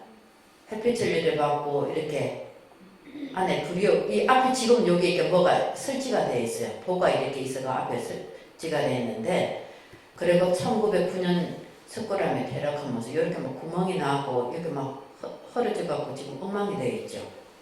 그리고 12년에 이제 석굴암 공사가 이제 시작이 되는데 이후에는 이런 모습을 볼 수가 없어요. 인공조명 없이 못 보게 되는데 이 나쁜 놈들이 욕을 해서 죄송해요. 1909년대 제2대 통감이 된 손해 아라스케가 경주를 방문을 하게 돼요. 그때 이제 아까 경주 방문 중에 아까 그 소탑 2개가 없어지게 되는데 이놈들이 이봐요. 부처님 이 손이거든요. 여기 앉고 걸터앉고 지 마음대로 부처님 요리인데 여기 신장님들이나 이런 불보살님들 계신데 전부 다 여기 앉아 있는 거예요. 우리나라 사람들은 가도 사진 찍은 데 보면 요 앞에 서갖고 사진 찍어요. 이렇게 막 안 해요. 이래 착 걸터앉고 여기 지가 부처님 저 앉아 있어요. 그놈. 그리고 이제 이봐요. 우리나라 사람들 이렇게 서가 있잖아요. 이렇게. 한일합방이후일제는 석굴암의 보수공사를 계획하는데 1912년부터 15년간에 진행된 보수공사는 석굴암에 상당한 피해를 입히게 돼요. 보수도 하기는 해야 되는데 이 공사를 진행하면서 제대로 된 사진이나 기록도 하나도 안 남기고 석굴암을 완전히 그냥 자기 마음대로 해체를 하고 막무가내로 재조립을 한 다음에 외벽에 여기다가 나중에 콘크리트를 씌워요. 그리고 또 문제가 된 건 당시 공사 현장에 우리나라 사람들은 그래도 석공이 우리나라사가 이랬으니까 있는데 석공들과 토목공사 전문가들은 한 사람도 없고 그냥 뭐 대형 문화재 이거 문외한 일본의 기술진들과 전문가들이 이제 이 공사를 맡아서 하게 됩니다. 그래서 어떻게 됐냐면 석굴암을 이렇게 해체를 시켜요. 이래갖고 그때 지금 안에 보면 이제 우리 10대 제자하고 볼살상들인데 이때 1차 점수는 거의 완전한 해체 및 복원공사인데 이게 몇 차에 걸쳐서 복수가 되거든요. 새로운 재료로 등장한 시멘트 석조물에 콘크리트를 쓰기 시작을 해요.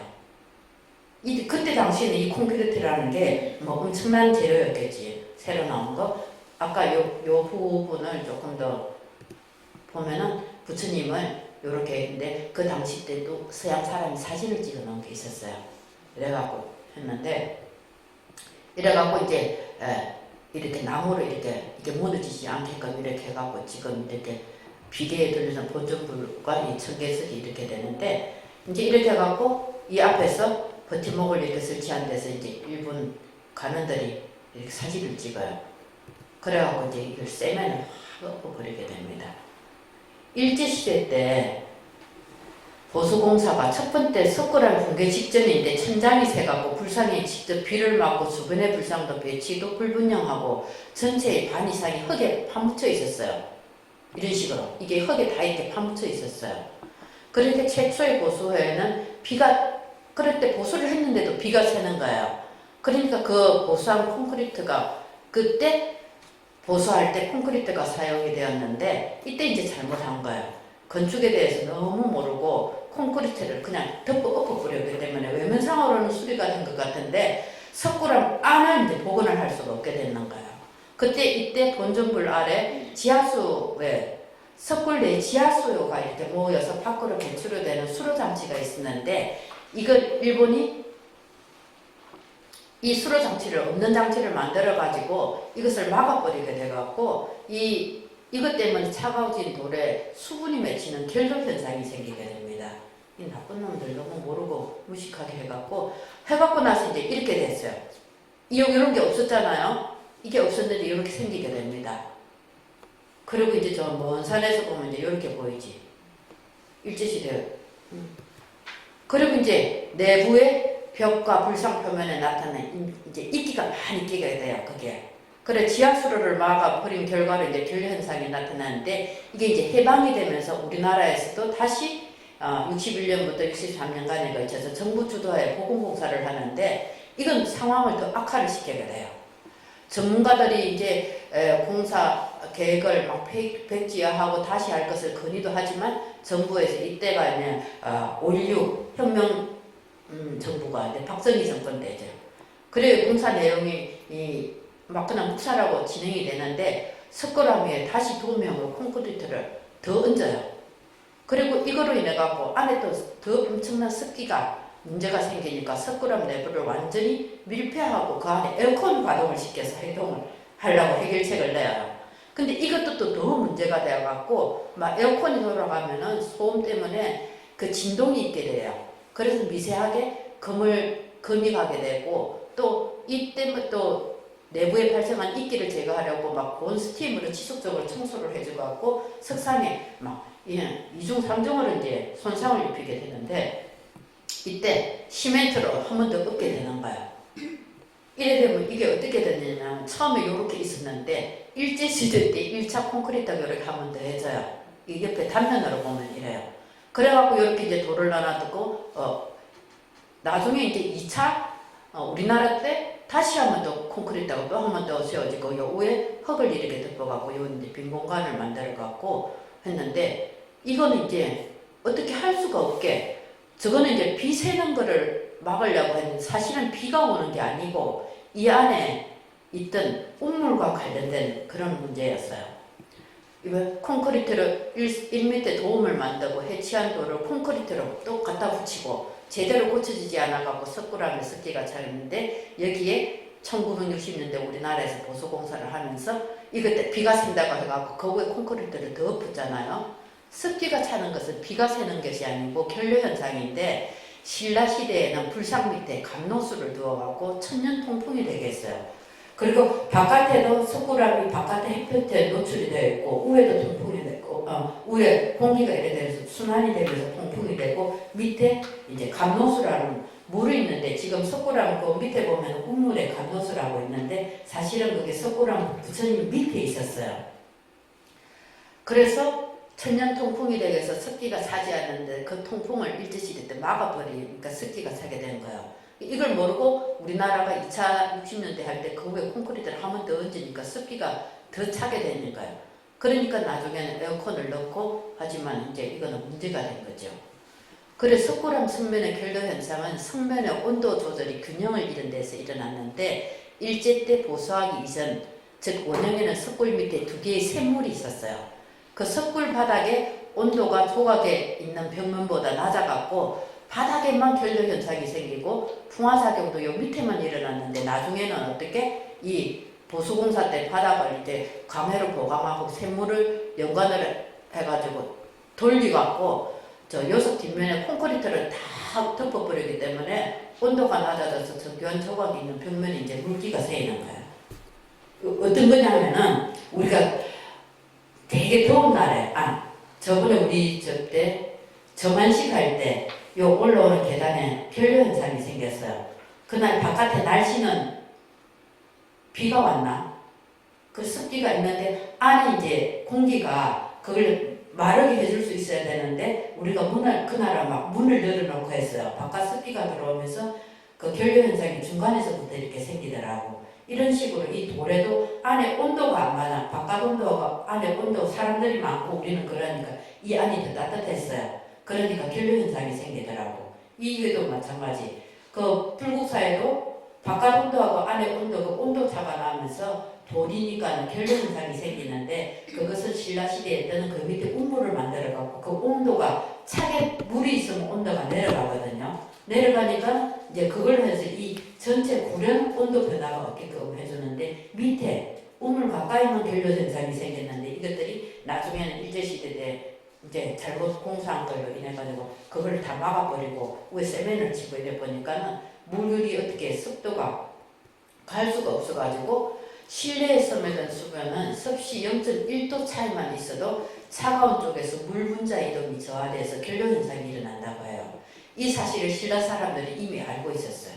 그래서 밑으로 흐르는 샘물이 흐르는 안반은 섭씨 4도에서 10도를 유지함으로 결로 현상은 바닥에만 생기고 석굴 자체는 조금도 손상이 되지 않는다는 이런 지혜가 있었는데 그래서 석굴의 습기 문제는 일제시대 때 콘크리트 벽 현재 보면 목조선이 있어요. 요렇게 해가고 요 안에 들어가 보면 지금 유리로 이렇게 막아놨어요. 그것 때문에 이제 되는데 이걸 다 제거를 하면 돼요.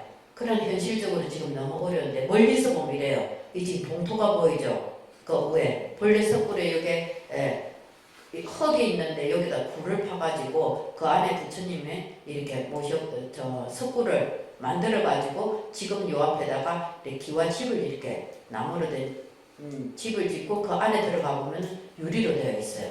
이 멀리서 보면 이렇게 있는데 여기 보면 여기 봉투가 더 확실하게 보이죠. 그래서 지금은 이런 모습으로 되어 있어요. 들어가 보면은 지금 이게 어떤 것들이 막 설치가 되고 이런 것들이 없었어 이렇게. 그리고 해가 비치면 바로 부처님한테 정면으로 들어왔어요. 근데 지금은 못하게 됐는데 보면은 시간이 조금 늦었지만 지금 현재는 여기 있던 소탑들이 없어지고 여기 있는 이게 없어지고 소실이 돼가고 이런 모양으로 되어 있어요.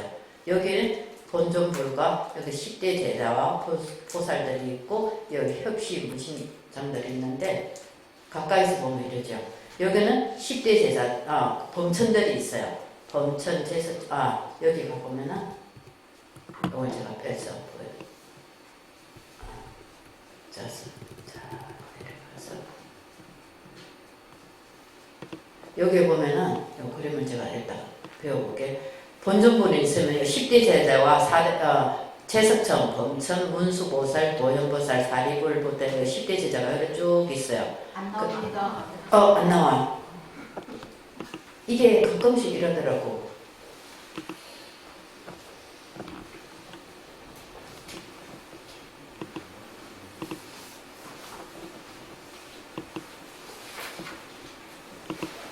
이렇게. 여기 보면 본전불이 있으면은 여기에 제석천과 대범천이 있고 문수 사리불, 보현보살 있고 사리불 붙어있고 10대 제자가 이렇게 뺑 둘러있고 보현보살, 관음보살, 지장, 여기 유마거사도 있고 문수보살, 11명 관음보살이 있어요. 그 다음에 관음보살, 미륵보살, 문수보살들이 있고 여기 다문천, 지구청이가 4대 천왕이 있고 그 다음에 여기 금강역사가 있고 그 다음에 용이라든지 간다르바, 아수라, 금시조, 야차 같은 것들이 이렇게 배치가 되어 있는데 원래는 여기도 이렇게 T자리 이렇게 되어 있었어요. 근데 이제 우리나라 때 이 두 번째 60년대 그걸 하면서 이렇게 굽어져 있던 것을 잘 모르겠다 그러면서 이렇게 폈어요. 그래서 지금은 이런 모양이 됐습니다. 요 모양. 그래 지금 보면은 요렇게 돼 있어요. 부처님 요 얼굴 있는 데까지 올라가고 보면 부처님 눈이 이렇게 삐죽하게 돼 있어요. 삐죽하게 돼 있는데 이거는 밑에 요에서 볼 때 부처님의 이 얼굴을 이렇게 쳐다보면은 이 뒤에 광배하고 부처님의 이런 눈이 아주 인자하게 이렇게 힘있게 이렇게 보여집니다. 그리고 이제 그 다음에 가면은 이제 요게 범천, 제서천, 보현보살, 문수보살들이 이렇게 있는데 어떻게 알고 있느냐 이런 지물들을 통해서 우리가 알 수가 있어요. 그리고 이제 그 아까 요 제후에 11명 관세음보살이 있는데 처음에는 요게 소실이 되어 있어 없었어요. 그래서 이것을 나중에 보수를 하면서 다시 이걸 채워 넣게 됩니다. 11명 관세음보살은 정면에 새 얼굴 있고 오른쪽에 새 얼굴 또 뒤쪽에 새 얼굴 정상에 부처님 해가고 총 이렇게 11분이 계신데 정면에 새 얼굴은 자비로운 상이에요. 착한 중생을 보고 자비심을 이렇게 이겨내고 왼쪽에 새 얼굴은 화가 난 상이에요. 이쪽에는 악한 사람 중생을 보고 연민심을 일으켜서 고통을 없애주고 오른쪽에 새 얼굴은 정업을 행하는 자를 보고 불도에서부터 정진하도록 권장하는 그런 거고 뒤쪽에 있는 한 얼굴은 대폭소상이라 그래서 착하거나 착하지 않거나 간에 모든 중생에 있는 것들을 보고 연약한 자는 불도를 고쳐서 불도를 닦도록 하는 그런 거고 정상에 있는 부처님 얼굴은 대승근기를 가진 자들에게 대해서 가장 오묘한 불도를 설하는 것을 나타내고자 11명 관세음보살단이 이렇게 조성이 되었다고 합니다. 그 다음에 이제 10대 제자들인데 요거는 이제 요거 10대 제자들의 특징을 살려서 이렇게 조성을 한 것 같아요. 그리고 요 10대 제자 나머지 분들 그리고 이제 감실에 아까 그 위에 동그란 데 감실에 있는 상들인데 이거는 다란이십경이라든지 관불산매경이라든지 유마경을 주축으로 해서 배치를 했는데 보현보살은 경책을 가지고 있다든지 이런 식으로 지물을 이용해서 우리가 누구인지를 알 수가 있습니다. 그리고 유마거사도 이제 8번이 유마거사인데 유마거사 같은 경우는 두 권을 쓴 노인으로서 오른 이렇게 표현이 되고 있습니다. 그리고 들어가는 입구에 보면은 아상과 흠상에 인왕상이 있어요. 여기 입을 벌리고 있으니까 해갖고 입을 딱 닫고 해갖고 있죠. 그 다음에 팔부신중이 이렇게 표현이 되어 있습니다. 그리고 천왕이 이렇게 표현되어 있고 그 다음에 되어 있는데 이거를 우리가 지금 잘 보면서 우리의 불교 역사가 여기 있던 소탑도 소실이 되고 여기도 지금 소실이 되어 있고 여기도 사실은 이렇게 디귿자로 해갖고 이렇게 되어 있었는데 이게 지금은 없어지고 지금 우리나라 이제 문화재들이 석굴암뿐만 아니라 우리 역사적으로 많은 문화재들이 일제강점기를 거쳐서 일본으로 많이 또 서양으로 많이 유출이 되어가고 지금은 다시 문화재 환수 운동도 하고 있는데 불교가 힘이 있으면 나라가 힘이 있으면 이런 일이 없습니다. 역사를 통해서 볼 때 우리가 힘을 가져야 되고 이 시대에 이렇게 혼란한 시기에 불교가 힘을 가지려면 스님과 여러 불자님들이 힘을 합쳐서 잘 살아야 되지 않겠나 하는 생각이 듭니다. 이상으로 한국 불교사를 마치도록 하겠습니다.